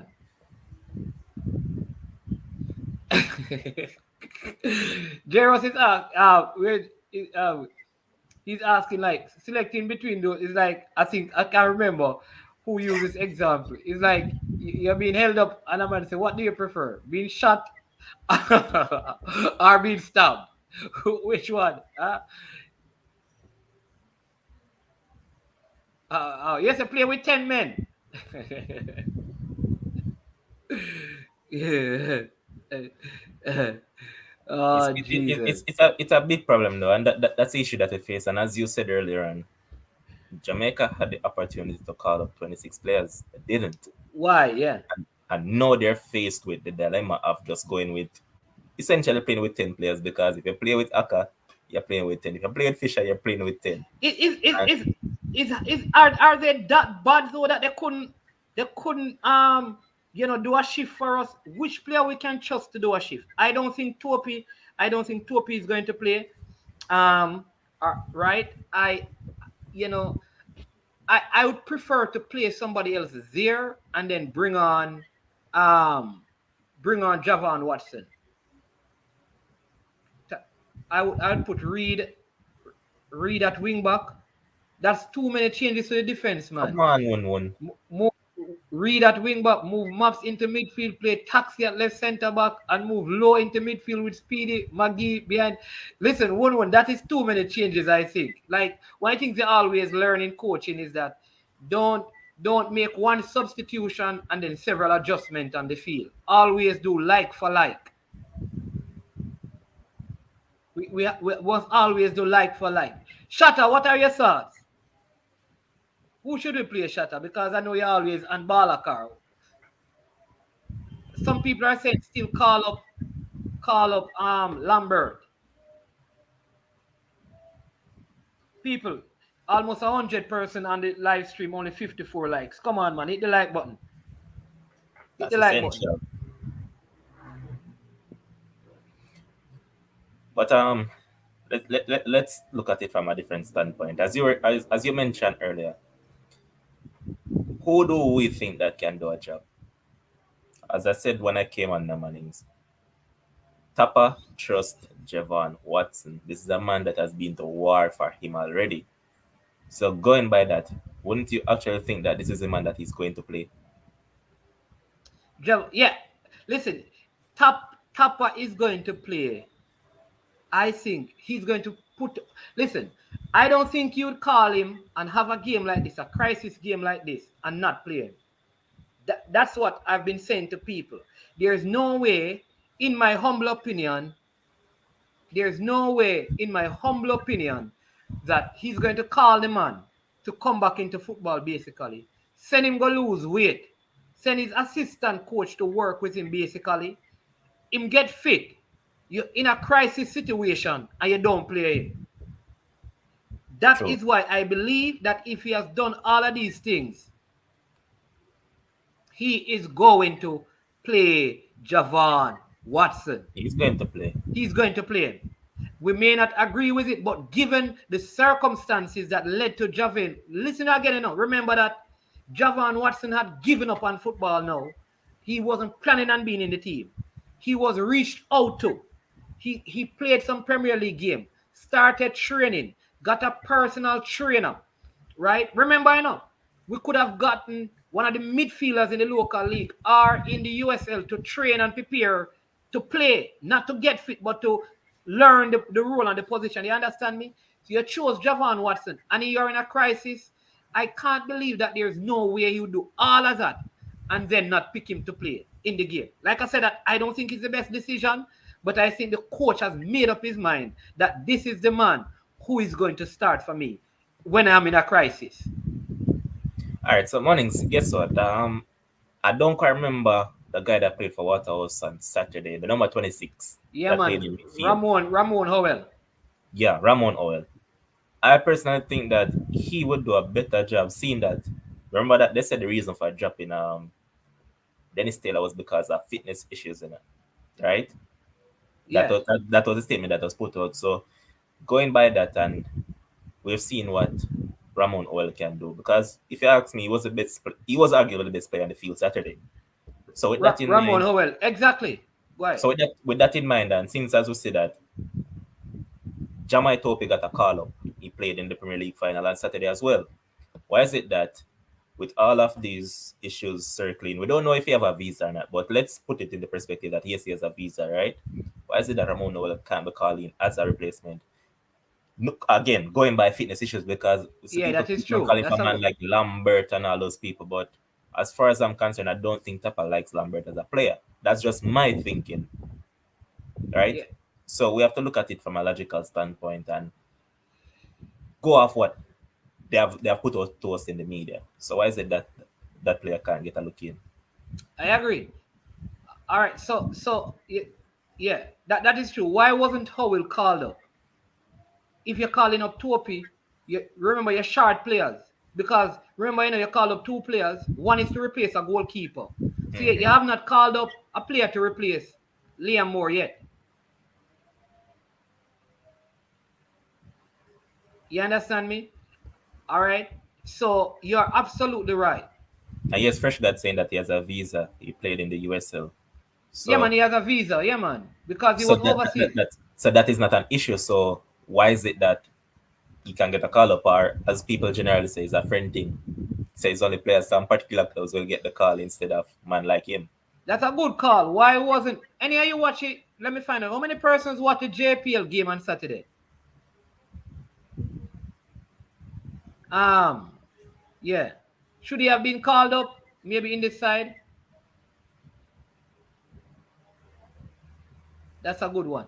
listen, for the persons asking about Mikel Antonio, trust me. I mean, I don't normally get things wrong. All right. So let me say it again. Mikel Antonio is is going to be there. He is So, there. so my question to you, of that, are you sure? I I am sure. So Mikel Antonio is there. I just got confirmation um a few minutes ago that he's actually there. So he's there, people. He's going to be there. What I mean, so the rest of it is up to the court, but he's there. All right. So I know you may hear other things, other places, but Mikel Antonio is there. He is there. All right. Um, we have Drastic Seymour and Levon. Just stay with me, right? I'm just going to read out a couple more of the comments, and then I'm going to see if I can get Drastic Seymour to come on, and because he says he wants to come on Yeah, man, date him, man. and join us. So let me see if I can get him on. To answer to Unseen Sports, no, I don't hate Cavaliers. Cavaliers arguably my second favorite team because I actually love Mount Pleasant. I love what is going on there, and as a center man, I have to support the team where I come from. But in terms of overall structure, Cavaliers is a team that I really like because when it comes down to youth football, that is my bread and butter. That's where I love to see. I love to see youths reach the next level, right? So to answer your question, no, I don't hate Cavaliers. I love Cavaliers. Yeah. I saw it's normally sure never wrong. I think who was it was asking about was saying Lloyd Howell wasn't called because he's not from Cap. I don't think so. I don't think so, Lloyd. I don't know if you listen to the interview. There's an interview with Mr. Speed yesterday on Hits 92, and he said that any coach that he would he would come out publicly, he said, and disrespect any coach who ever call his name, saying that he is involved in any, like, tell the coach what to do or who to call. He says he has never done it. That is what the man has said. You know. But I think Howell could have been called. Even listen, you could still remember, you know, the two Cavaliers players have nothing to do with Howell because you're still short. You understand me? So he could have been called because Yeah. Did Ramon well went to JC? Yep, yeah. So I heard that he went to JC. Ramon, I know about Malik Howell. They said that they're all brothers: Ramon, Malik, and Kenroy. Oh, they said that they're all brothers. I can't confirm that. Malik Howell is another one that has got lost in the system as well. I haven't seen of him since he has left JC. No, Daniel Johnson won't be there. So Drastic Seymour sent it to you, Alex. You have the link, so you can jump on when you're ready. Antonio is going to be there. So people, we believe that this is the best way to set up the team. I think this is the best way to set up the team because I saw Ian Campbell. Let me get Ian Campbell comment. Ian Campbell said they could have called up Palmer, which is KC Palmer, and Kevin Stewart. I think so.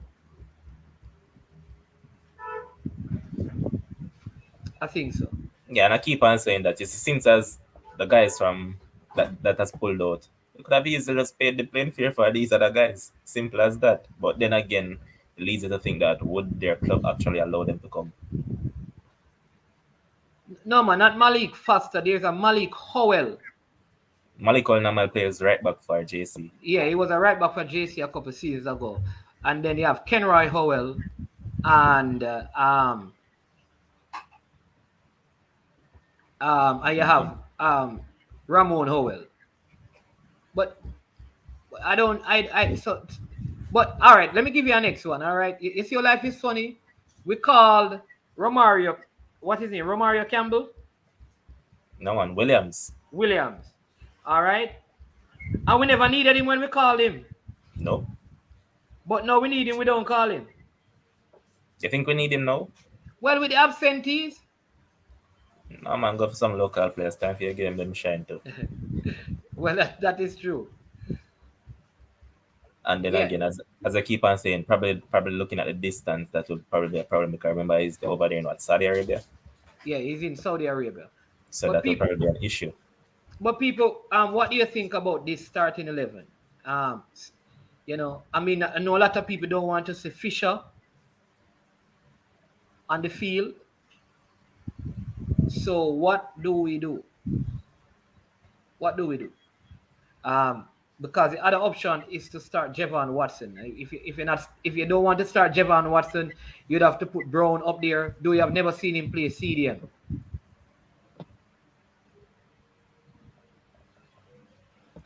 Have you ever seen a goalkeeper replaced there after being called up outside of being injured or the player withdrawing from personal Mr. Speed is influencing things behind the scene? Well, I don't know, Lightthreat. You have evidence of that. What I do know is that way before the team was selected, I did tell you guys, way before the team was selected, that Jaden White was going to be in the team. Because what was initially said was that they were going to select the team and look at the Premier League to see which keeper stood out. That was said way before the team was announced. And I had mentioned that. But like if a man says he has evidence of something, I will not, I can't fight him. But I don't have any evidence of that still. He has come out and said what he has said. So, But man, it's I fine. believe you and I believe him. Which one of you is right? I don't know. Going by what you said, though, does it make any sense giving a man a call up, right? Knowing that you have the intention to look at other players to fill for that position, wouldn't be a disrespect to the player himself. Because, all right, let me say, me personally as a footballer is here, right? I decided to say, yeah, will call me. I come into the system and I was there and I was harboring thoughts that yeah, I'll be traveling with the team. Just to find out a week or so before the game that I'll be replaced by someone. Why not just wait until the Premier League final is played, then select the backup keeper?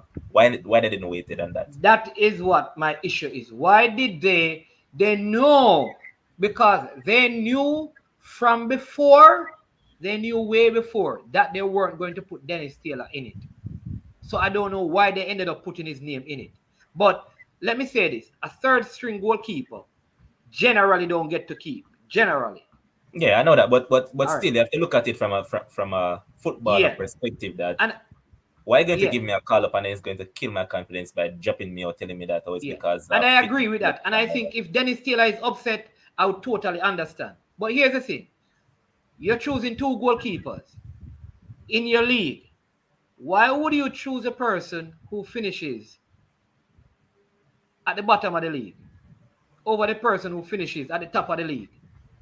What if the man that finished at the And the bottom of man at the top of the the league? league, I'm just giving other things, and I want people to look at it. The man at the top of the league had more clean sheets and played more games.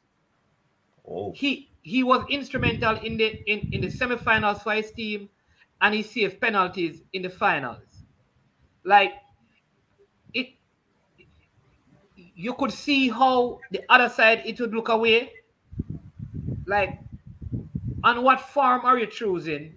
And remember, sometimes I always tell people, Levon, that I understand you, and I agree that listen, the fact that he was called up and then dropped is an issue, and it should not have happened that way. But here's this: how would you feel to know that a man who is not keeping, which is the same problem we're having with Javon Watson, The problem we're having with Javon Watson is that he gets selected and he's not playing.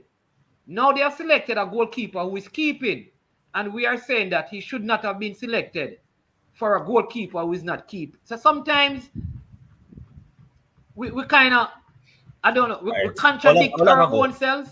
How long ago since the last Dennis Taylor actually kept? Huh? How long ago was it? For Humble Lion, Yeah. the, more than a month ago.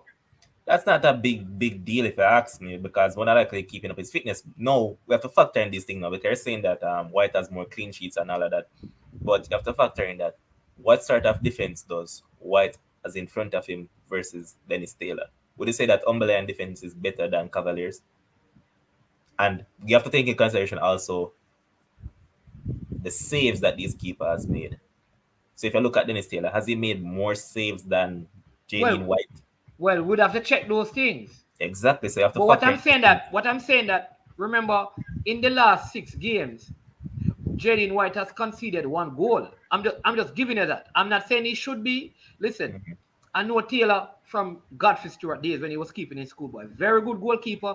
Remember, he was supposed to be part of that group of goalkeepers coming up with even Blake, All right. And I think over the years, to be fair to Taylor, he has been dealt with unfairly by his inclusion and exclusion from the squad. Some of those things they said were disciplinary reasons, especially when he was at Reno, because he's also the brother of Evan Taylor. And there were several disciplinary reasons where he was suspended and all of that. So I think over time he has been dealt with, in my opinion, in a way that don't seem to be fair. But as it relates to this, I totally understand why they would select as their third string goalkeeper um, Jaden White over him, given the facts. But what I disagree with is that they should not have included him From and the for get-go. no apparent reason just exclude him from the squad. That I don't agree with, because you didn't have to include him. Like you said, they could have waited until after the final and said, listen, this man had such a good performance that there's no, you understand me? That I understand. King Javid, and if Taylor falls as the third best choice, then Fails. fails as the third best. Yeah, so that's what I'm saying. Remember, we can only speculate. But We can only speculate what I'm saying though, man, is because we that we don't know have the that stats to look at. We don't have the stats to look at to see who are the most saved. But one thing I know is that for the last 4 games in the preliminary rounds, Jaden White did not concede a goal. Right? After that, he conceded, I think, 1 more goal, and then he has kept clean sheets. Now, we can all say, well, he has a very good defense. Maybe but that is the reason. the But thing the thing though that I want to look at is that we know that a third choice keeper won't keep. We know that. But if we're looking at it from that standpoint, let's say, yeah, they already called him up. JD White has performed, yes. yeah, With the fact in mind that a third choice keeper chances of starting a game is like 0.1% chance, right? yeah, Why don't still keep him? Even if you know say probably next match or next set of fixtures you're going to drop him, you could still possibly keep him because at the end of the day, it's not a case as if he's going to keep in any of these games. yeah. At least don't kill his confidence. That's what I'm saying. Because I already called him up, you already made the bad choice of calling him up. So instead of trying to kill the man confidence and all that by dropping him, No, man, I am agreeing. I am saying that why they could have even called a fourth goalkeeper because none of them that going to keep anyways. exactly. They never had to drop him. Yeah, understand me? They could have still called 4 Yeah, man, goalkeepers. just not to kill his confidence because that's a confidence killer, to know that you call me up and then within the space of 2 weeks before a game you're going to drop me. No, man, that doesn't goes well. Richard Steven is asking, what will 2 days training result in gelling wise between both Antonio and Boza, plus the midfield in terms of supplying the strikers? Is this is Link or this supply that for link? spirits. Yeah, a very good question. What I'll say is that listen, remember Devon Speedy Williams, the only inclusion into the team. Because we not made, it's only 3 changes been made to the team that played against Costa Rica, Who is coming in? Because say that Corey Burke is replaced by Mikel Antonio. That's one change. Anthony Grant is not here. So we put in Javon Watson or Brown. And who again? And who played center? Yeah, that's really. More are one of those guys won't be there. So No, man, more played didn't in play Costa Rica? Yeah, no. No, he didn't. It was Maria Palo, Alvas, and Lawrence. Yeah, so the back line is Um, as it is. and Maggie Speedy, Junior Fleming started in Costa Rica. Yeah. So Junior Fleming is out, Corey Burke is out, and and Anthony Grant. Two of those changes we can't do anything about it. You understand me? All right. So 2 of them is Anthony Grant not there. Burke is injured. So the only person you're really changing is Fleming. So I don't think we're making a lot of changes. I think in 2 days is enough. I think with a good coach, 2 days is enough for a player like Mikel Antonio and Shamar Nicholson to work out how they're going to play together. And I think, listen, here's my biggest point. For Jamaica to win this game, McGee has to be excellent. McGee has to have minimum 9 out of 10 performance. I think he's going to be so pivotal to Jamaica having a chance.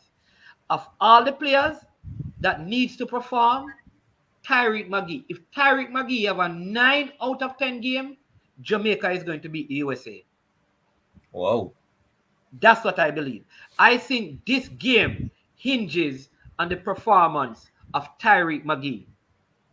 That's how important I think he is right now in the team. I don't know. Maybe other people disagree with me still, but I tend to disagree. I think it will require a team effort to actually get them over the line, because remember in the Mannings, Tariq McGee can have an outstanding game in about will the others of midfielders actually step up their game to actually combat whatever the USA comes with. Yeah. That's the issue. So I think it's more a case of a team effort more than it hinges on one sole player. I mean, no, man. What I'm saying, all the players are important. But if he has a poor game, the likelihood of us winning goes down. But if he have one of these games where he makes some magical passes to Antonio and a Bowser, I could see us getting an opportunity. That's what I mean. I think I'm not saying that he is the only player. I'm saying that his performance is going to be important, especially because I think the USA midfield is so strong. Right? People have 121 persons on the live, we don't reach 100 likes yet. Not good. Yeah, we're not. Please hit the like button, man. Come on. 124 persons watching, only 76 like. It's simple. Just look on your phone screen or your laptop screen or whatever you're watching it from, and just simply touch that like button, man. Simple. Yeah. And here's the thing, if you have not yet subscribed, please subscribe to the channel. Let me just call out a couple other persons who are here right now. This is Levon. Levon is at Sports Frenzy. Listen, they run shows every night of the week, 8 o'clock every night. Right? You need to check them out. I mean, EPL, also at sports, Jamaica NFL, football, everything, Jamaica football, everything. You have the Formula Sports, Ryan LFC, big up as well, Formula Sport. You understand me? Coach Menzi, bless up.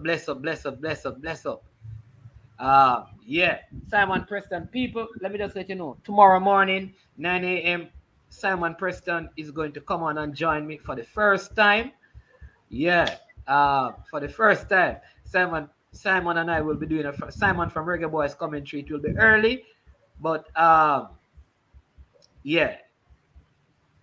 join us. All right, man. They're asking if we're talking about golf tonight.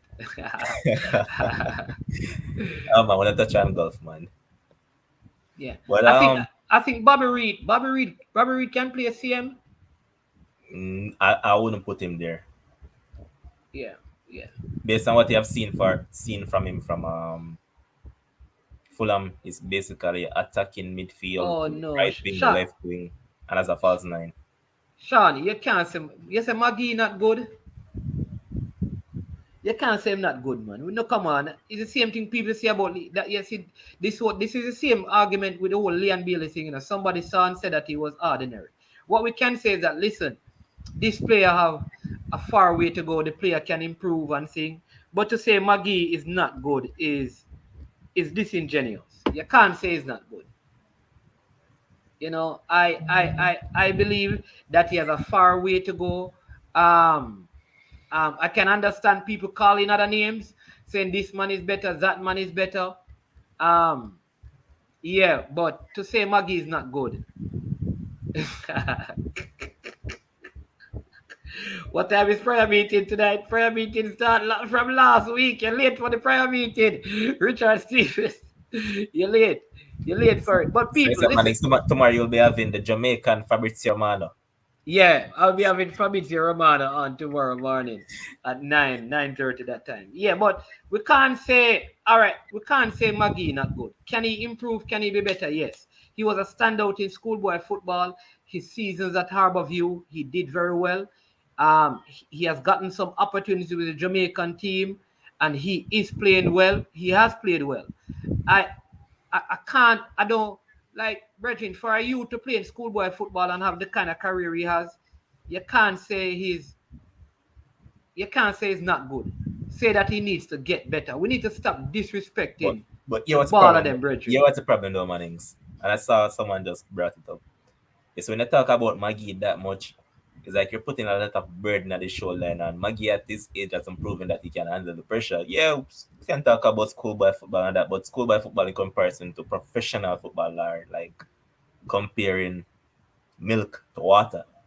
So there's a huge disparity. So that is the issue. That is the problem that we face now, because you're putting all your faith and trust into Tariq Magee to deliver tomorrow. Now, if he Yeah. doesn't, you know what's going to happen? A lot of people who are currently on the stream and other Jamaican fans are going to keep on calling him out saying that he's not good, he's this, he's that. So that is what we face when we keep a lot of praises on people like Magee, who hasn't delivered at the top level as yet. So that is the issue. Okay. All right. So I am very temperate in my whole analysis of players. So let me tell you this. Magee has a far way to go. I'll tell you this. There are some youth players that we have had that I really think they have good potential.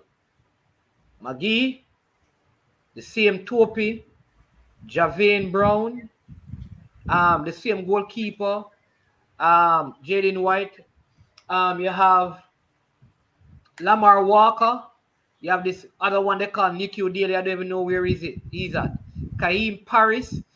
They are not world beaters. They are not the greatest in the world, but I think they are good enough players that if we find a proper coach and system to develop them, these players have enough quality to play at a better level or a higher level than they are presently playing. So However, Nicky O'Daly actually plays at Charleston batch in the SL. yeah. Oh, what I said. Why I can't say that him need development and your people keep calling his name to mess up. No, you never say him need development, man. No, Sean, what I'm saying that we agree with you that him need development, but you say him not good. That's a different thing. What I'm saying is that to say he's not good is not the best thing, but he needs development. We understand that, and he's still learning. You understand me? I think he should be way ahead than where he's at. And if you know me, Sean, I always say this. Some of these players stay in the local league too much. Like Magee, I think should have left Jamaica from 17 instead of going back to JC to win 2 more Manning Cup. Glorified PE. There you go. All right. Somebody saying, so let me just put back the team how we had it, because they're saying that we should put Alvas here, put back Brown here, and we're gonna leave this space blank. Can we? I'll put Javad. Javad, what's it? We can't put Bobby Reed there, man. Bobby Reed don't play that position. I don't know if he would be able to do the job. You know? All right, Maggie, how can you only be playing few minutes for your club but talk about so much for the national team? Okay? Totally understand that. I can understand that kind of criticism. All right? His current squad, he can do things that no other can do. All right?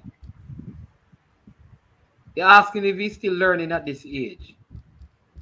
Yeah, how old is Maggie? 21 or 20? Yeah. He's 20 or 21?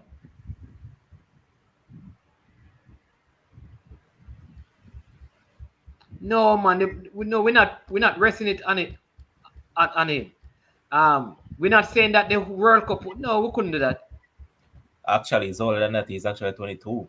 So they do have a point that at this point in time he should be pulling his weight. You can't disagree with that one, though, Mannings. At the age of 22, you should be way ahead of what Tarek McGee is actually at. All right, all right. Somebody saying here. But would you say that he needs a change of club? Yes, over the past couple of games he has gotten a few minutes here and there, but do you think that a change of club will actually do his career more good than harm? Yeah, we know that Belgium is ranked up there in terms of development league in Europe, but do you think that finding another club in Europe would actually help him out way more? And I'm not talking about Malta because Malta is way down there. Yeah, I listen again, people. Yeah, if you guys listen to me, my biggest problem with Jamaica's football is simply this: how many of these players stay in high school and play up to 19 years old? It needs to stop. And I agree with you, Richard. I agree with you, Levon. That at No, but 70, Mannings though, look yeah, what yeah, Richard has said that look at Reina. You can't use Reina and those guys. Those guys are getting first class um developmental things to actually work with. In Jamaica they don't have those, so you can't look at a G Reina and compare Jamaica footballers to him. That's not a good comparison. yeah. Like they can't even like Christian Pulisic. These guys are a lot of these guys had the opportunity to go into Europe way before some of our Jamaica. The whole rules and things are so different, you know. And I'm not making any excuses. All I'm saying is that if these Jamaican guys had the opportunity to leave Jamaica at 16 and 17 and go into Europe, they probably would be way more advanced. That I agree with. You understand me? But there are different rules that applies to our football. So we have to measure our team based on the kind of exposure things that we are exposed to. And There are that's part of certain the reason why I'm happy for the guy from Racing United that has gone over to Domzal, Ronaldo Biggs, because he's what 18, I believe, yeah, 18, 90 thereabout, and he has gone over there at a good age, and even Paris. They went over into Europe at a good age so they can get those, I wouldn't say first class because they're not in the top of the top in terms of Europe and the academies, but they're getting way superior equipments to work with than that what they'll get in Jamaica and the USL and those leagues. Because personally, for me, if you look up to me, my players then don't go to USL, I'll try to push them into the lower leagues in Europe instead of USL. Because for me, USL is neither here nor there in terms of development. I think USL is for players from Jamaica who reach the age of 20, 22, between 20 to 25. Because look at most of the players that gets called into the Jamaica setup. Most of them plays in USL. yeah. I see Ishmael saying there are hundreds of players worldwide who excel at a younger age and get lost later on. At least we're still discussing Maggie. Yeah. Yeah, and so, like this is my like until this is part of what we need to change.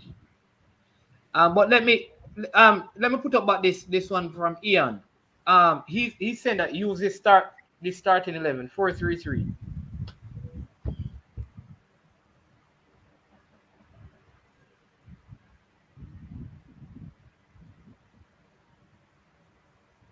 What you say? Can work, but again, I don't want to see Antonio playing on wing. I want to see Antonio playing centrally. You know why? His holder play would allow for Boza to run onto those chances. And you know that Boza tend to play well when he has that play up top to actually play off. As Yeah, was proven when East came on and East got the knockdown for him. So that is what I'm looking at. It. As you keep on saying, you as a team, you have to use what is available to you and you have to work towards your strength. One of the strengths of the Jamaican team is that you know that Antonio can hold out the ball well, right? And you know what Boza is going to give you. So why not work off that?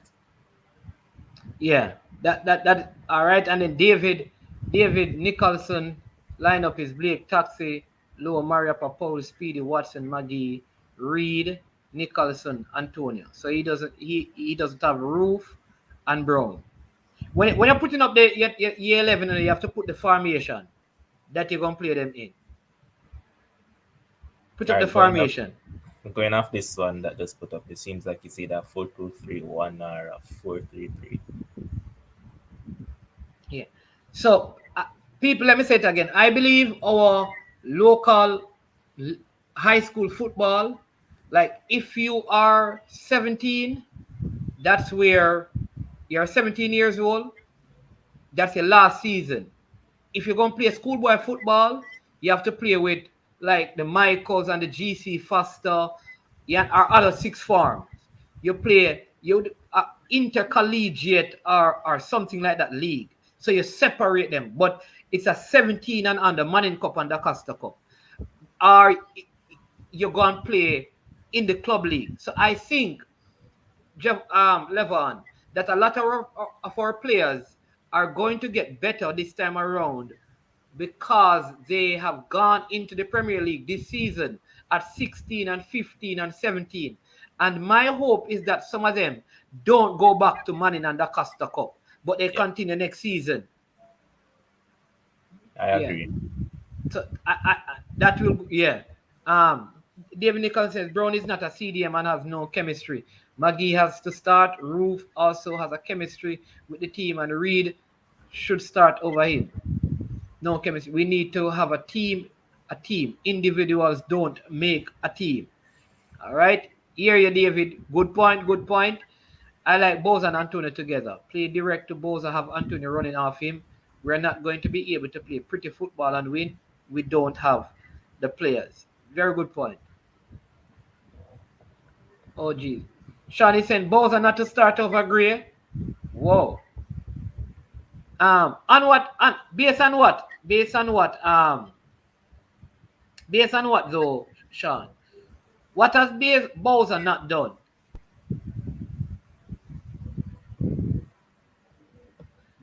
Balakar, that is the problem. You should stop playing schoolboy football from your 17. Why you play schoolboy football at 19? Anybody who need to play schoolboy football at 19, no good, man. At 19-year-old is supposed to play in a big league. No schoolboy football. That is my opinion.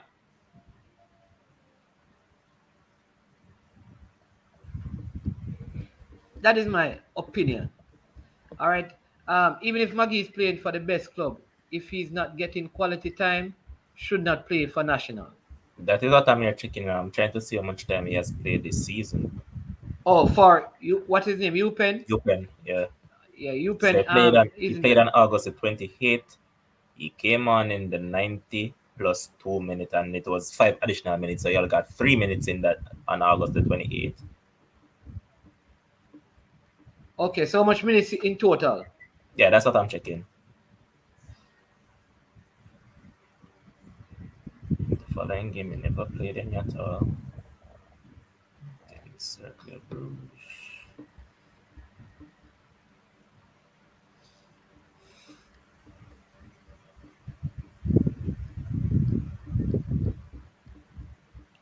We're checking. Maggie is going to lose the ball a lot in the midfield. Oh, no, we can't.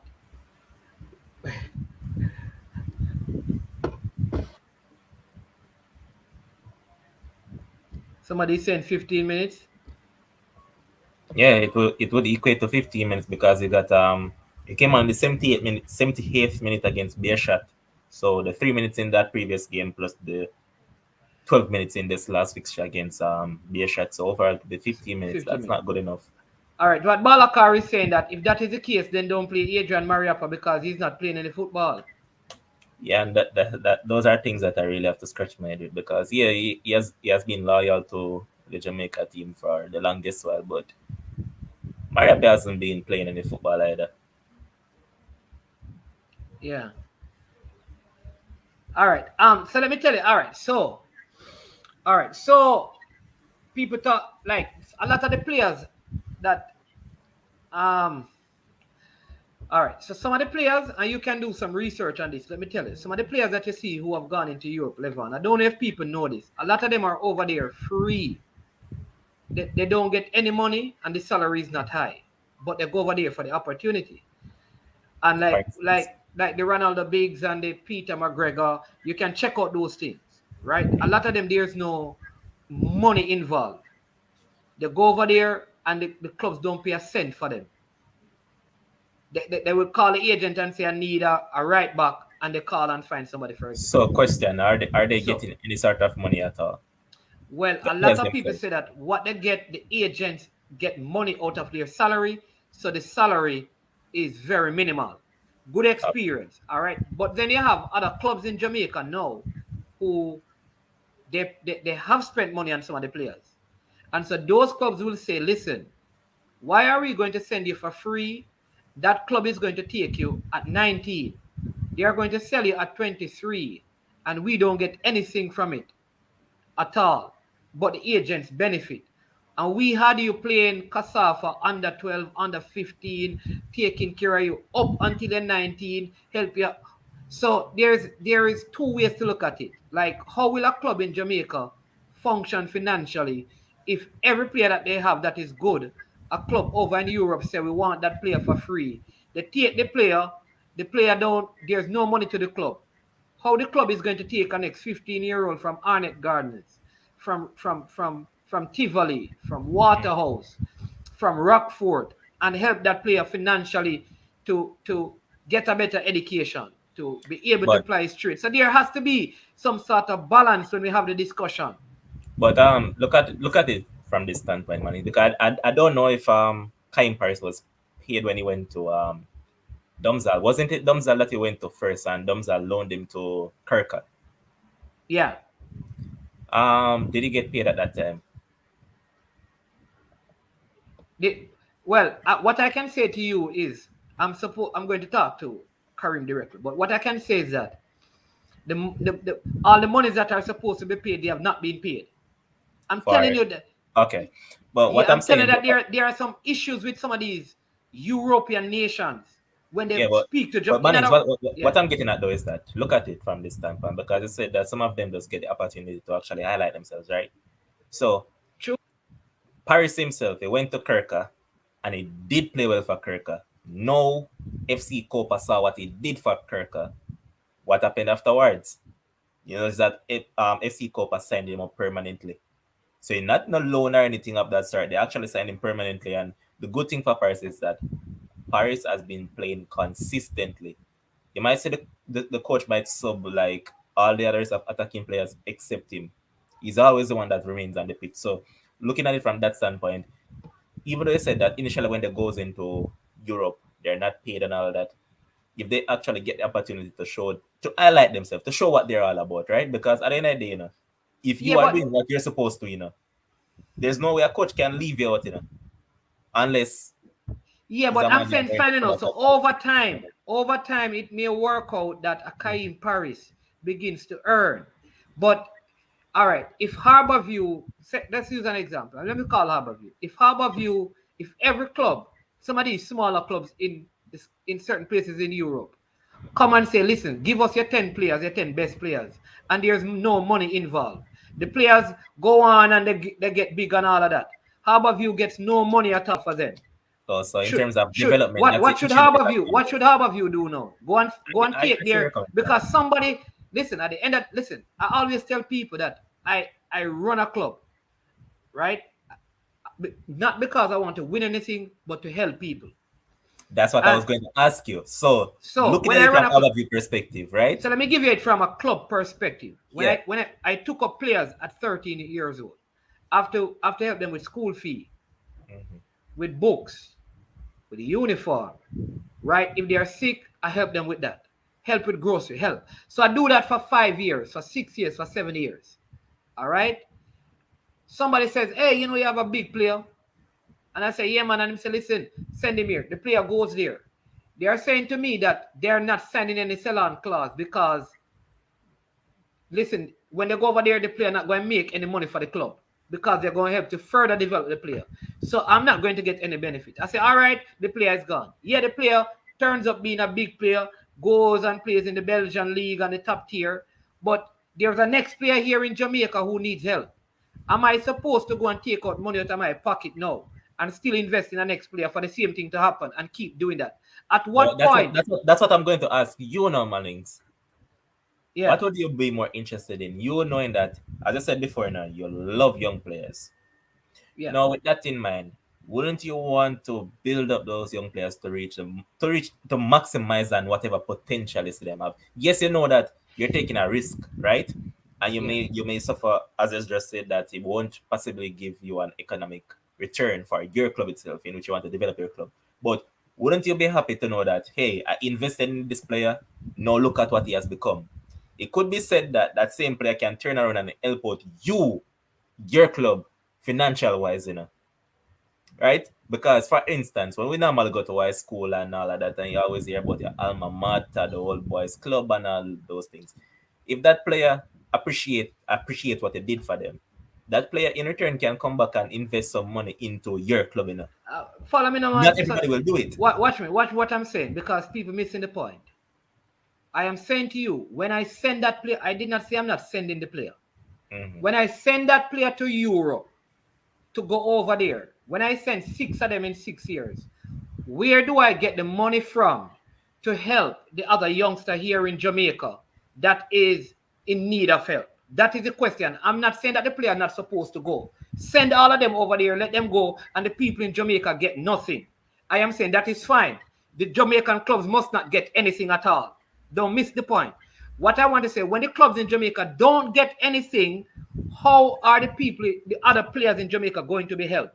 That is the question we have to answer. All right, It's a Mines, question I'm asking. bring up that comment from King Six Yeah, Pips. Bring up that. No, the next one. yeah. Yeah, that is what I'm getting at. I'm saying that these players that you send abroad, them in return can come and invest back into the club to develop those younger talents that you want. That's what I'm saying. All right. I understand your point, because you want to know that I'm going to send this player away.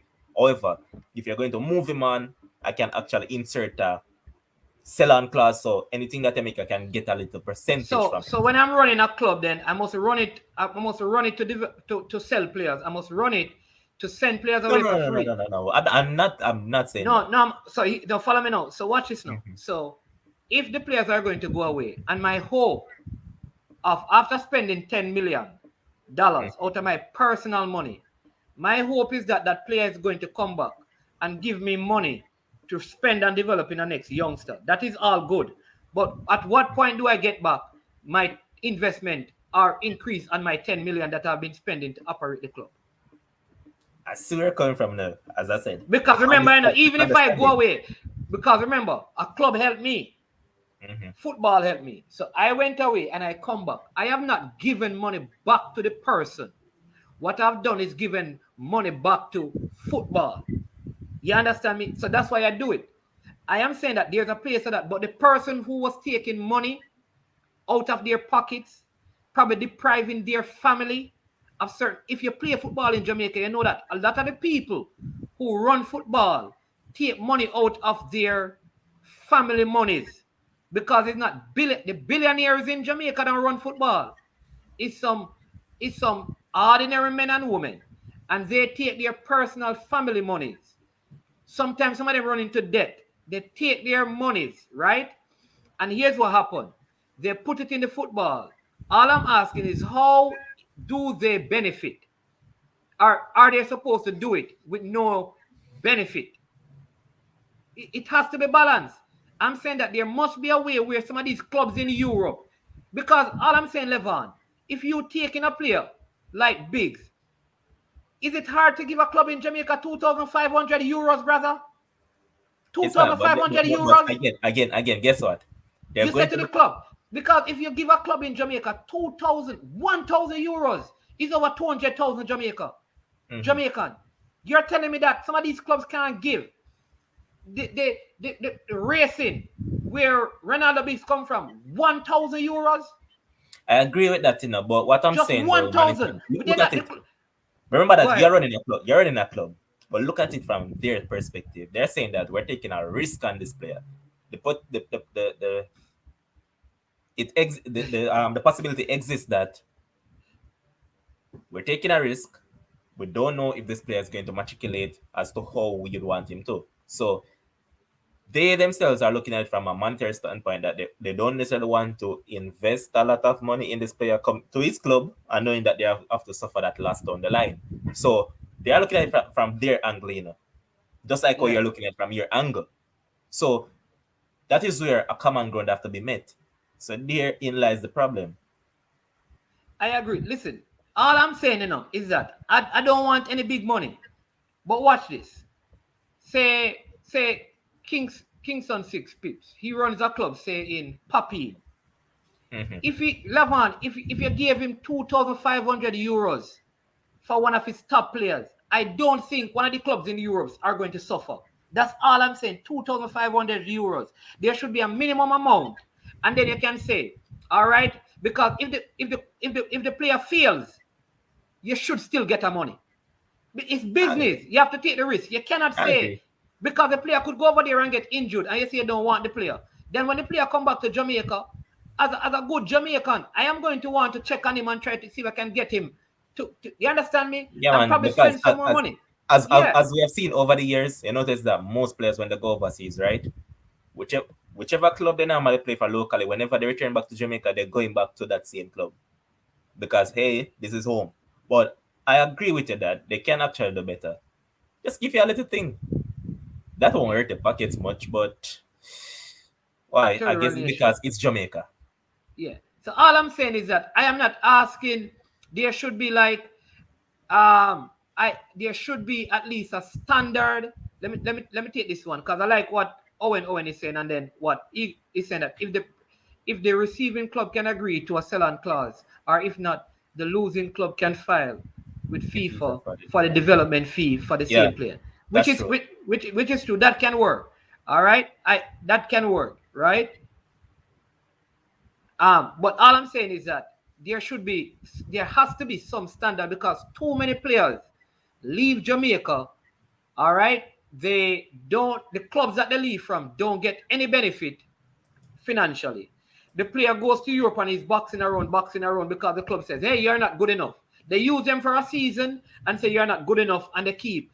There's an unfairness, and I understand it is risky. There's an unfairness, and we have to look at it both ways. Maybe we need to find a way where, like I said, it is mandatory that a sell-on clause is in it, and but there has to be a basic standard which says, all right, for this there has to be $1,000, €1,000 exchange fee or something, and then if the sale goes on, you will get a further €4,000.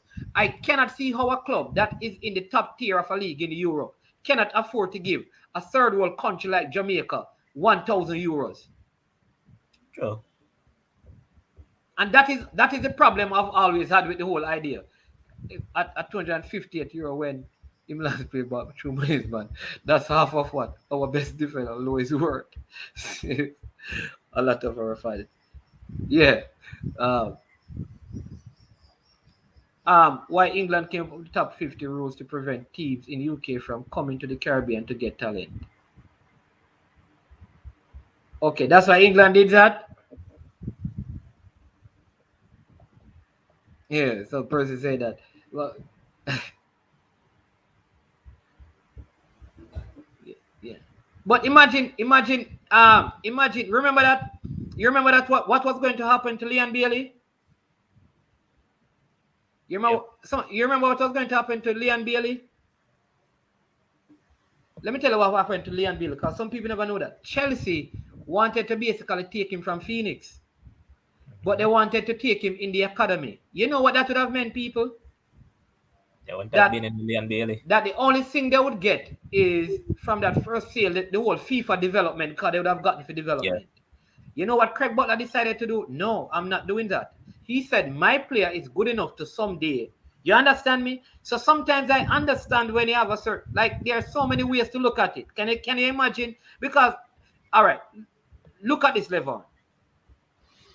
Right? Bigger clubs, semi-pro, pro clubs take kids off amateur clubs, but instead of money, they might give them football. Even that.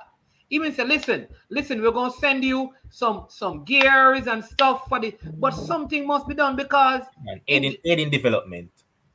yeah, because Out in Jamaica, bro, it's not rich people run football. When you see the teams playing, all right. Why you think maybe what other did not play the playoff game? Money. Why you think teams like Reno, they had one man called Bim Williams way back in the days running it because he had money. His money ran out. The club started suffering. You Yeah, man, understand and me? you're the one that the president said that JFF are setting them up to fail because they know that they don't have whatever to meet the requirements. And guess what? That's the reason why they never played. So, yeah, comes down to Yeah. the capital. There has to be some, and like I like that. Even if you're not giving money, at least say, all right, Something to aid in development. yeah, Just we are going give to send you something to some aid. corn. We're going to send you some stuff so you can continue your academy. Like, and if the player is not connected to a club, then you give it to the school. You give it, but something has to be done because the players just can't leave because people out here are putting money in the whole thing. And I'm saying I am one of those persons. It don't like for me, it's kind of easy because I said I benefited in terms of schooling and my education because of football. So I felt I owe it to find some youths and give back to them. I remember I had a player that I really helped a whole lot. And a club in the league wanted him. And you know that, I mean, the player now, if the player is going to be sold now, they're not taking less than 100,000 for the player. But when you're a major league club, you have a certain amount that you cannot charge for a player unless you have them on a professional contract where you're paying them. But you really can't have them on a professional contract because they are considered amateurs. All right. So even in Jamaica, the whole system. So a big like a Cavaliers, as an example, a school Cavaliers could go to Trelawney and find Balakar. Balakar play for Duncans. I don't know. And people I don't know, right? Balakar play for Duncans or Fresh God play for Galaxy. Go down there and say, all right, hey, come play for me. The club down there said, no man, you know how much money me spend on this youth and thing? 100,000 more for him. The Premier League club says no, but the maximum you can receive is $40,000. So it's 40,000 we're giving you. Like even that there's an unfairness. So the small club, watch this now, a Premier League club who have whole heap of money, paying $40,000 for your baller. You wanted 100 because you know that you have some of the hungry belly baller we have to take care of. When he gets your baller, he gets the Karim Paris, and Karim Paris goes to England. You know how much money Karim Paris get? They get for Karim Paris? They get 5,000 euros for Karim Paris. But you don't get nothing. You only get 40,000. And people start saying you're an idiot. Because look how you make the big baller gone. But you had no choice because even never let the big baller gone, them would stifle the big baller and the big baller can't get into your national team because him they want. You see, so this whole football thing have such politics and corruption in it, Levon. That's the issue. You know? Yep. But people, I know we just gone way over upon some other things and leave the national team. But that is either way, it concerns the national team, man. So is that like we totally stray from the point at that? Yeah. But people see the team that we have started. Again, let's come back to that. And yeah. Remember, please make sure you hit the subscribe button. You understand me? You have to hit the subscribe button, people. Let's watch it now. Bam. Levon, you know, so we have to check and see. We receive the subscription, them are moving. The subscription they need for you moving people. So you have to hit the keep checking in. Yeah. You have to hit the subscribe button. Come on, man. We need around 5 more for 180. We need 25 for to reach 1,200. So if you have not subscribed to the channel, please hit the subscribe button right now. Hit the subscribe button, hit the like button, and sing. But that is a team that we think if we use this team and we play discipline defensively, maintain concentration, we can get a result from this game. Like I said, Coach Whitmore has defeated the USA before. I think it was Mattox that scored that header. Who could kick that free kick when we beat them in the Gold Cup? We defeated them in the World Cup under Coach Theodore Whitmore. So we can get a result, I believe, from this USA team. They have some players out as well because Pulisic is out. Sports Frenzy, them asking how much you reach. And people, listen, you see, as soon as you hit the subscribe button and I am sure sports, hit the subscribe button. All right, so one thing, you remember you were on the Frenzy. show the other day and I told you that I have a target. So currently we're at 375. So I want by Friday that I have 400. So come on, man, just go over Sports Frenzy. 400. Subscription So people, I need Sports Frenzy need 25 more subscribers to get to 400, right? And I need 25 more subscribers to get to 1,200. Yeah, so man, let's do the right thing. Just give both of us the 25 by. All right, if you can't do it right now, give us until the end of the week. By the end of the week, you should give each of us the 25 subscribers. That's all we're asking for. Yeah. All right. Andre Williams says, I think because of Craig Butler's personality, why McGee is in cast your first team. Okay. Craig Butler. Owen, you say we beat them with Schaefer in the Gold Cup. We didn't beat them with Tapper. Say what Schaefer? Yeah, sure. Tapper beat the USA already as coach, man. I must be, maybe it's not friendly. So there's Owen also saying that Barnes scored the free kick and Mattox the header from a. Yeah, but we didn't beat them with Bowser score. I'm very sure we beat USA when Tapper was the coach. I think yeah. I think so. Maybe it wasn't a friendly, but I know that we beat, not in the Gold Cup, Owen, but I know that Mattox, with the header, right. I remember and that. It's fresh that it's in a friendly where Bowser scored. Yeah, right. We beat them in a friendly though, but Tapper was the coach. And we beat them in the 2012 World Cup qualifier at the office. There you go. Yeah, man. Me know that we beat them. Of course. Hey, listen, all but me have good memory, you know. Owen, don't challenge my memory, you know. My memory is sharp. You know, Owen. We did. Yep. Yeah, there you go. Top 2 times against the US. There you go. Yeah, man. So top in a friendly and in a World Cup qualifier, Tapper did beat them. So he has had good results against the USA. So let's see. Let's see if we can get a good result against them. At the office, World Cup, 2 free kicks. That was with Shelton and Rudy. But Tapper was the coach. Yeah, but Tapper was the coach. So I think Tapper was the coach that time.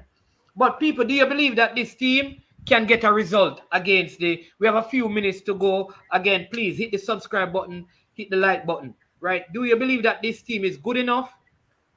We have some shortcomings, but do you still believe we can get a result?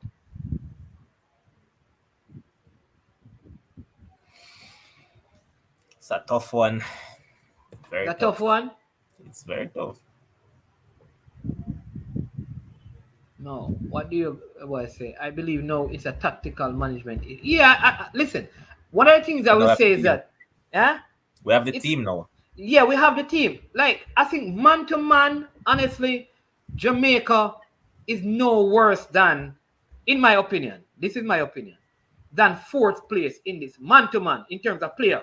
We are not worse than 1st place in the top 8. So USA and Mexico as the top 2. So we have as the third team. I would say USA had better talent than us. I would say right now I think Mexico has better talent than us. I think Canada has better talent than us. I don't think any of the I think any of the other teams, they're either at the same talent level or they are below us. In terms of talent. Costa Rica has somewhat regressed, you know. Yeah, so that's what I'm saying. That is either at the same level or below us. Therefore, I think we can get a result. So that's what I'm saying. Jamaica should be able to finish 4th and get that playoff spot. And it's not a talent issue. It is a management and a more coaching issue. And I don't want to beat the coach because it's coming up to game time. But I want if somebody can take a picture of this and send it to the coach and say, we propose, we the YouTube Coaches Association of Jamaica,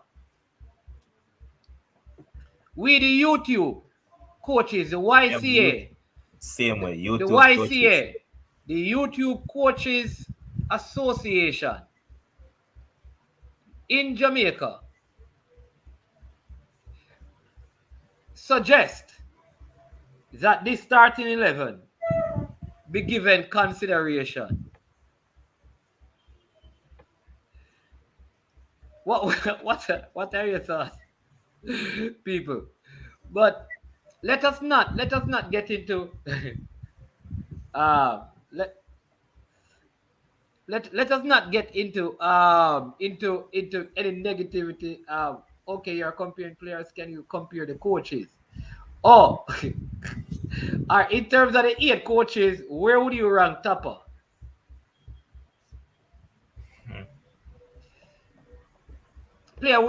People, where would you rank Tupper? There are 8 coaches in this octagonal, right?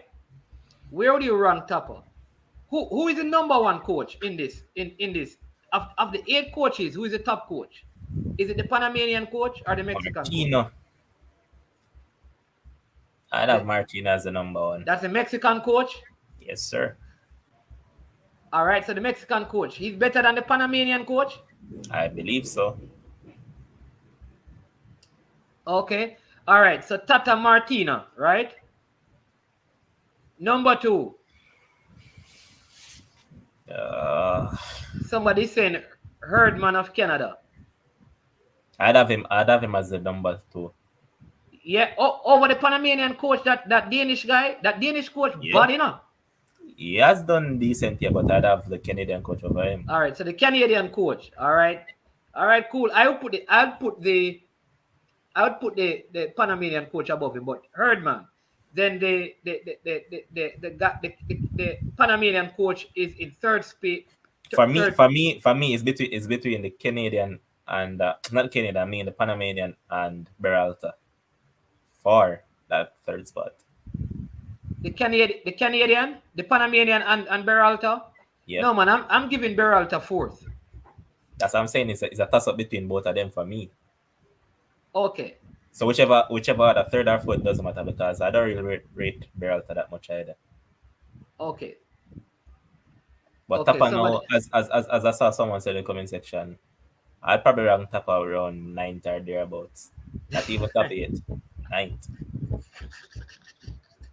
Preferred ministry, you said that outside of 10. See, I agree with that one. So the truth is that at the talent level we are around 4th, but when it comes down to coaching, we are 8th, and maybe when it comes down to administration, we are also 8th. So maybe those 2 factors, if there are 3 factors: players, administration, and coaching, and we are 4th in players, 8th in administration, 8th in coaching, then how do we believe that we are going to get to a World Cup? That is the question we must ask ourselves. If we are in our estimation, we have the worst coach, we have the worst admin, and our players and talent are 4th in the region. What makes us believe we have a combination to qualify? Individual brilliance. What the players take it upon themselves and say, hey, guess what? We're going to let this coach and the administration seems like they are doing something. And I agree that patriotism is one of the factors as well. Oh, by a miracle. Listen, so really, you know, when you look at it that way, Levon, you realize that maybe we are fooling ourselves. When you look at the reality of the situation.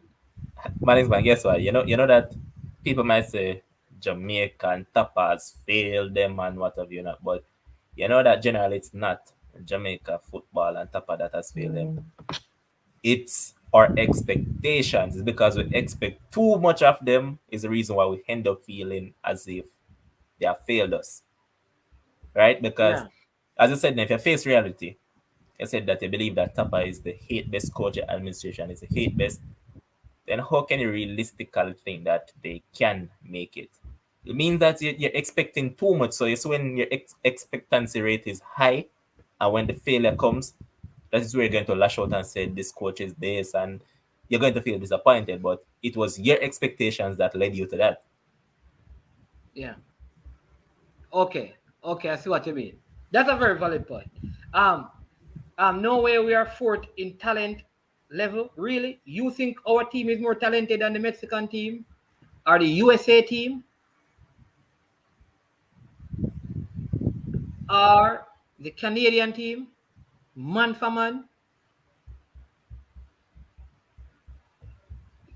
Maybe I'm being harsh, Levon. You believe that? All right. Just check some of the names and think about them. Where do you think we really fall? Honestly. I agree with you. I believe at best we are fourth. Again, if that's the case, I'd have a toss up between third and fourth. Yeah, third and fourth. That's the highest. Yeah. Yeah. All right, Demo, change your coach and animation. Probably then we will have a chance. That is true. Because if you improve into one of those areas, we probably will be in that third or fourth spot. Yeah. International level for both coach and admin, not above and beyond or less. Just bare minimum. All right. So you said the bare minimum is to, well, we're second for talent. Whoa. That's a stretch. Whoa. Second for talent. All right. I'm going to give you some name because I see somebody saying, is the Canadian defense better than our defense? All right. So somebody is asking, hold on. All right. Who is the best goalkeeper? I believe Costa Rica has that. Who Costa Rica is the best. What's his name? Taylor Navas. Navas. Taylor Navas. The Mexican goalkeeper is known Punk. Oh, Ochoa. And Blake is right up there with them. So he's not like Ochoa. Yeah, but it's not like they are far apart. Even Stefan from Manchester City, the reserve. Stephen can be in the argument. It's not like they are far apart. It's not like, all right, we are on the same level as US with talent. No. No. Really? Listen, I can't agree with that one any at all. Best winger? No, the one about King Job. I can't agree to that we are level with we are at the same level as the USA, man. Don't do that. All right, so let's look at best winger. Leon Bailey. But that's one. Let's go again. But you know who? Check all of the USA midfielder. Check the wingers. Check the Canadian, right. Alphonso Davis. But look, the Mannings. If they draft for Leon Bailey, right? Somebody's going to draft for Christian Pulisic. Now if you draft for Leon Bailey. How far is Christian Leon Bailey?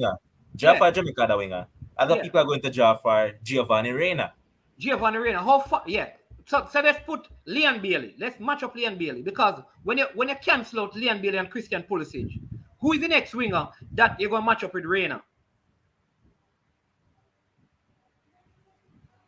Think about that.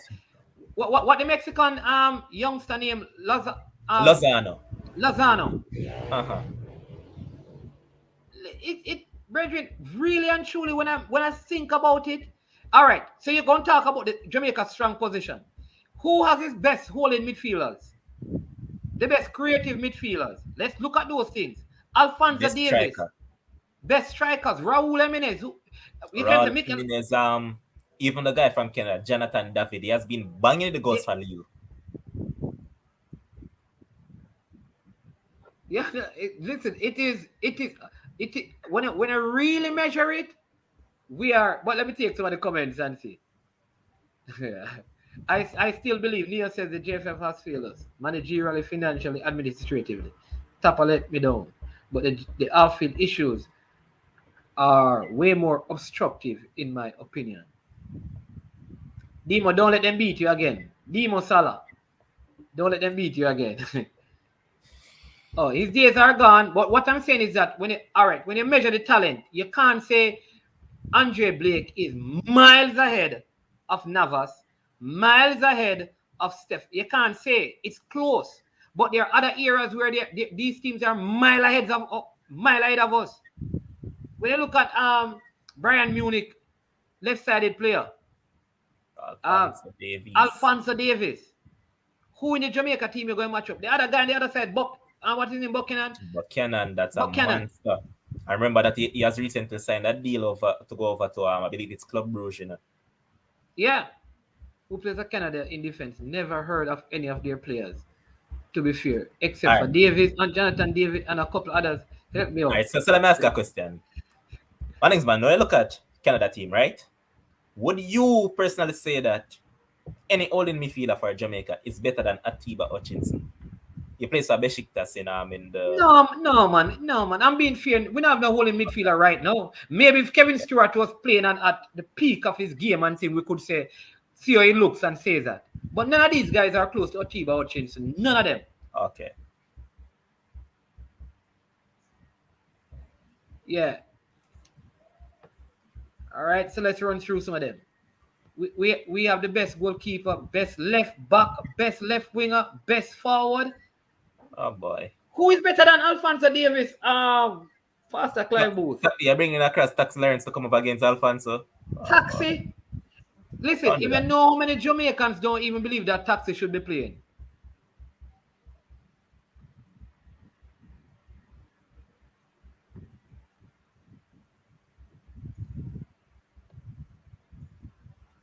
Jamalo. Stretch. Okay, I don't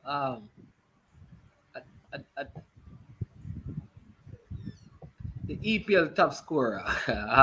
Oh, so you say that Mikel Antonio. Listen, all right. What I'm saying, is that Mikel Antonio is scoring some goal. How far ahead is Mikel Antonio when it comes on to Raul Jimenez?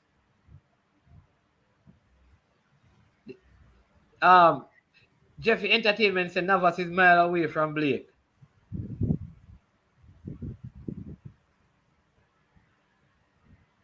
Jamaica's the best forward. Never really watched Canada before. No, Davis is much better.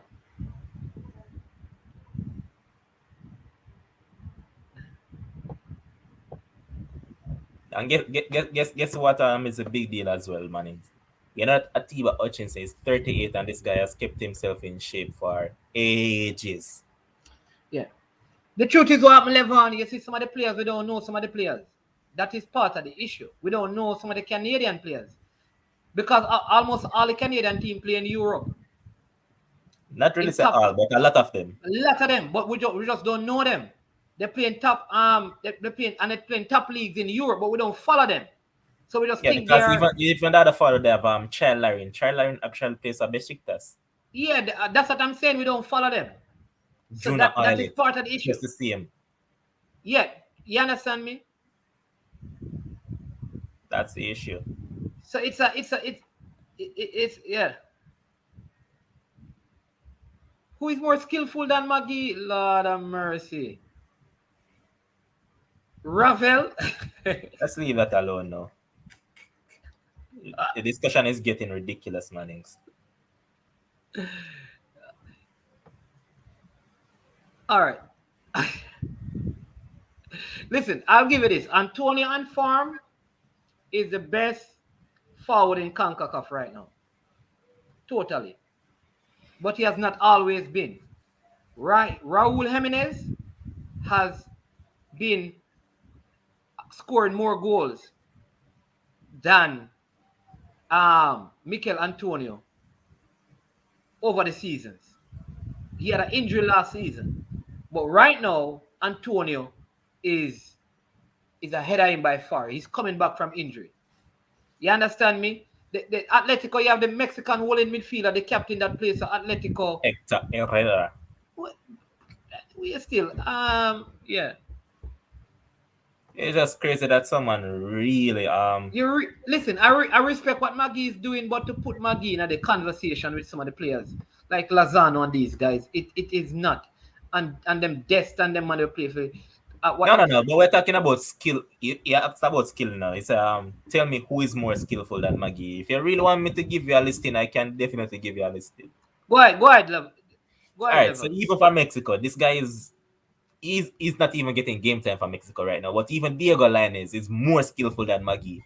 That's a youngster that dominated. I believe it was under 20 World Cup, and that guy is not even getting game time. You know, talk about Irving Lozano. Come on, man. You look at US, you talk about Giovanni Reina, you talk about Christian Pulisic, you talk about even Ricardo Pepi, you talk about Brendan Aronson, who has been lighting up the Austrian League for RB Salzburg. Come on, don't do that, man. Not because of patriotism, you can't allow patriotism to blight our actual senses to see that people are actually better than what we have.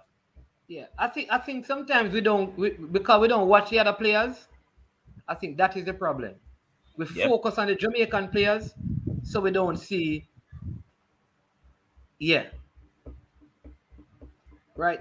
Listen, Ravel can't even be in the conversation, man. Ravel, until Ravel, um, yeah, reaches that level, then yeah, it doesn't. We should not put him in the conversation. Buchanan plays for Club Brugge. No, man, not yet. He's still in the MLS. He's He plays for yeah, New York, but he'll be going to Club Brugge, I believe, in January.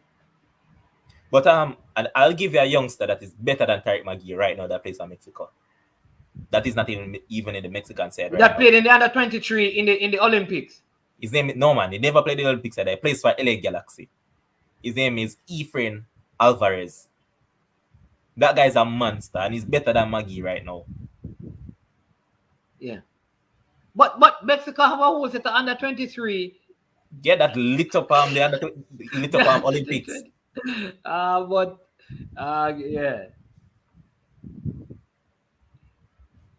Okay, you know you are just saying that Reina and Christian Pulisic, you're saying that these players are not as skilled as Maggie and Ravel, Man, Pastor Clive. Even Jeffy Entertainment was agreeing with you, switching sides right now. You're on a roll, until you get to compare Maggie and Ravel with some of these players, So maybe yeah.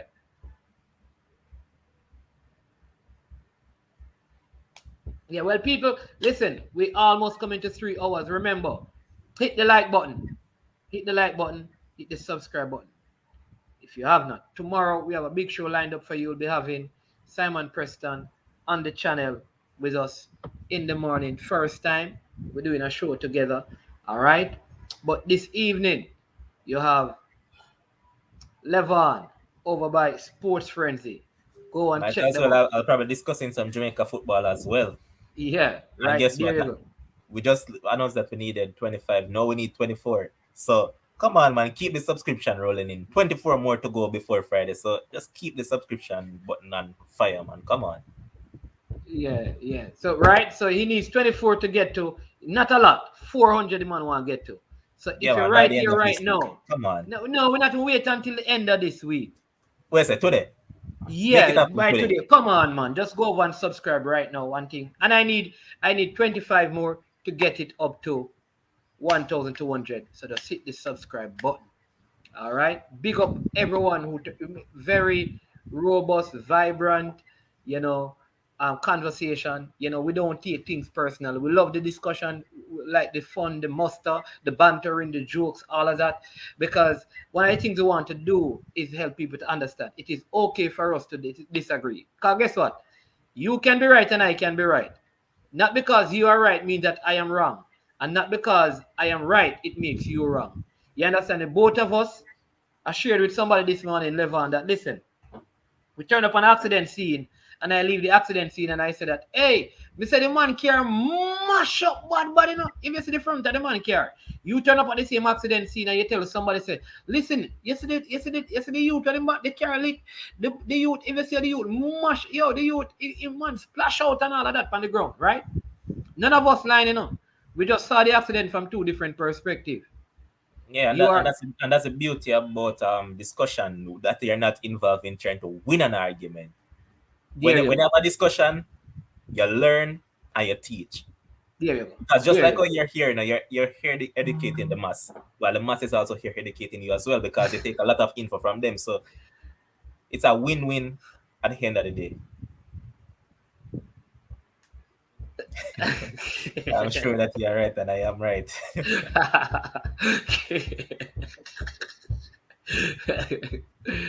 No, anybody say bad about Taxi does not a good footballer. No, what we're saying is that Taxi is not better than Alfonso Davies.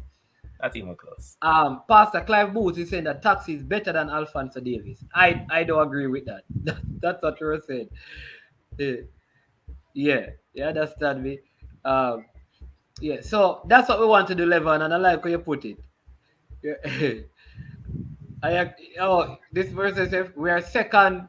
Top ranking said we are second for talent. You know what we're going to do, Levon? The next time you and I we need to do a show, right? Where we take the best Jamaican 11 and take the best American 11, the best USA 11, and look at them. Look at their stats and all of those things.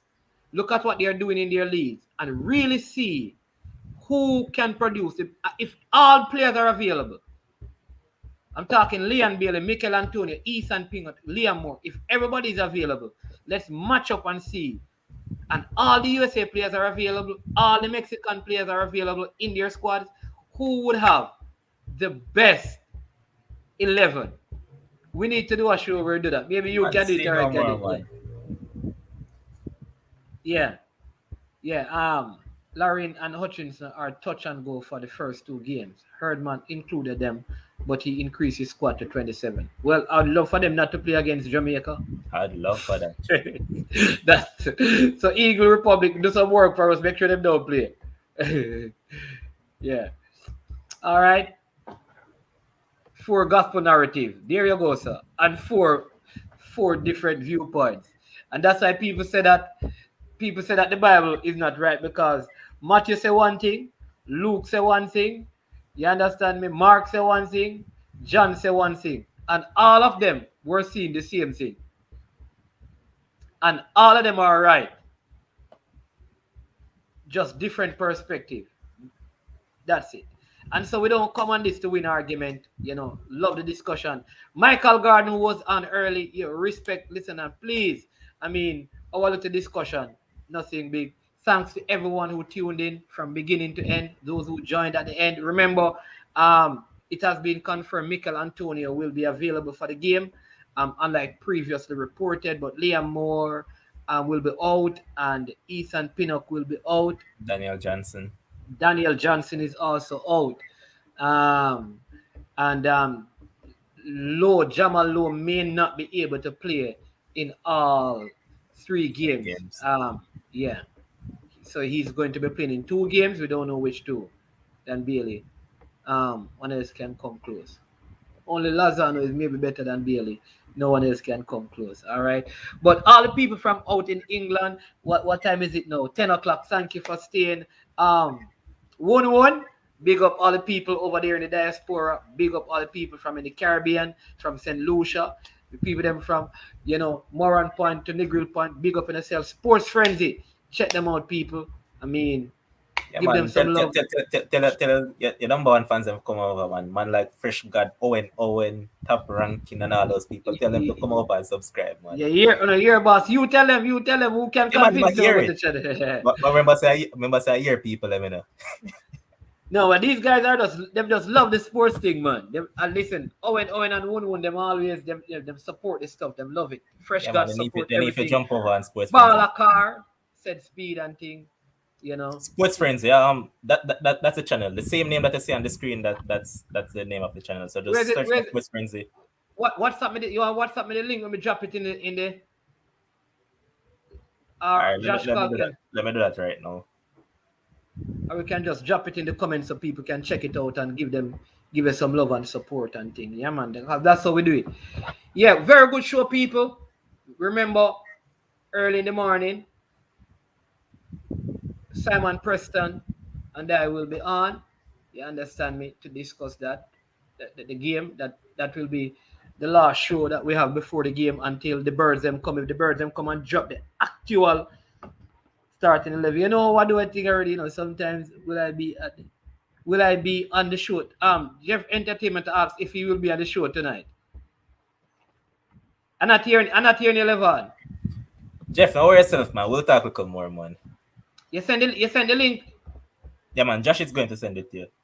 All right. So, people, I'm going to drop the link for Sports Frenzy in the comment section. And here's the thing: you just click on it, go over there, give them some love, give them some support, and sing good program. Them have all the stats and all of those things. All they know the names. You understand me? We believe, like I said, that I believe that we can get a positive result out of the game. Big up Profound Ministry. You understand me? Barcelona just shame Arsenal women 4-1. Wretched. Look at that shame. Barcelona, if you take shame out of them eye, them a win nothing, man. No, man. From The women's Mexico. team, man. It don't matter. Yeah, man. Well, The women's team is arguably the best right now, man. They won Champions League last season. Come on, man. Yeah. But Arsenal not lose. Arsenal don't lose any game in England, man. No, but he's staying in the Champions League. You lost in the Champions League just now. Yeah. Where's a fasting and some have there is prayer tonight. Listen, Profound Ministry and Pastor Booth. J. Ross said we need to pray now. Yeah, join the prayer meeting, J. Ross. Who are come prayer meeting? Because we have Profound Ministry. We have Owen. You understand me? Owen Profound Ministry. Pastor J. Ross. Demo, people don't know that Demo a big gospel singer, you know. Yeah, man. Demo is, Demo was always, I don't know Demo, man. Demo is a big gospel singer, you know. Yes, you know. Man is man. Yeah. You don't know, so me a big gospel preacher. Yeah, listen, Sports Frenzy, big gospel preacher. Yeah, man, Josh called a big gospel preacher, and man, they used to preach, but I call it. What the thing him again? What used to was, man? Oh, they. Sunday school. Yeah, man, normally, man. All right, Josh, call. Where's the link? Yeah, man, I sent it to you. To my WhatsApp or email? WhatsApp. Not seeing it. Sent it. You sure? Yeah, man. Demo J. If yeah, man. Check it again. Just reach. Yeah, man. People, they never know. Let me tell you that. He might try to hide it. People, let me. Hey, Demo. You want me to tell the people them? Yeah, man. Demo, a big Christian man. Yeah, man. Big gospel singer, man. Big gospel singer, man. You can't find it. Unruly. Yeah, you can't find the music them all on YouTube. You ain't big in the gospel business. What is that? Yeah, that is the link, people. See it right there. The link for Sports Frenzy. You just hit that up and you go right on the channel. Yeah, man. What is one? Is there any? You did? Yeah, man. I'm hearing you. Go ahead, Josh Carr. Yeah, the man a big gospel singer, man. But the other day I had to rebuke him. You see me? Yeah.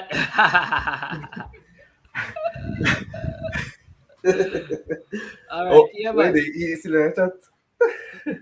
Yeah, he's still here laughing off his face, man. You understand me? But bless up. Big cricketer Demo.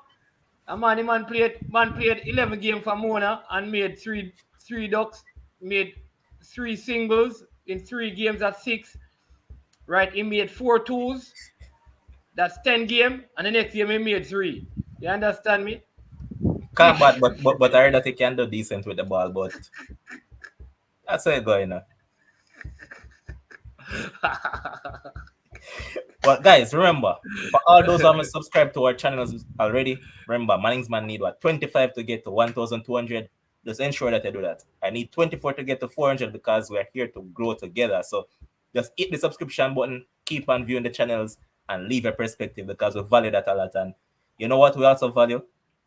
People like you in the comment section, because who knows, tomorrow you might easily pop up and see a man like Pastor Clive and the live, So that is why we ask for you people to support us, because once you support us, we give you the option of coming on our show. So that's how we work. That's how it goes. Yeah, but all right, bless up. Again, people, enjoy the rest of your day. I mean, and we will see you later. For those of you who will be over by Sports Frenzy. But thank you again for joining. Please stay safe. You understand? Me sanitize, social distance, and wear your mask. Don't think about yourself, think about others. Seek to understand, seek to understand before being understood. You understand me? Because people don't care much, until they know how much you care. All right, this is I Am Sure Sports. I am Manning's man. They say the man who never went to Manning's. You understand me? Lamar Jackson. Lamar Jackson and the Baltimore Ravens. How you mean, man? We're not dealing with the Eagles, dirty birds. Bless them. All right.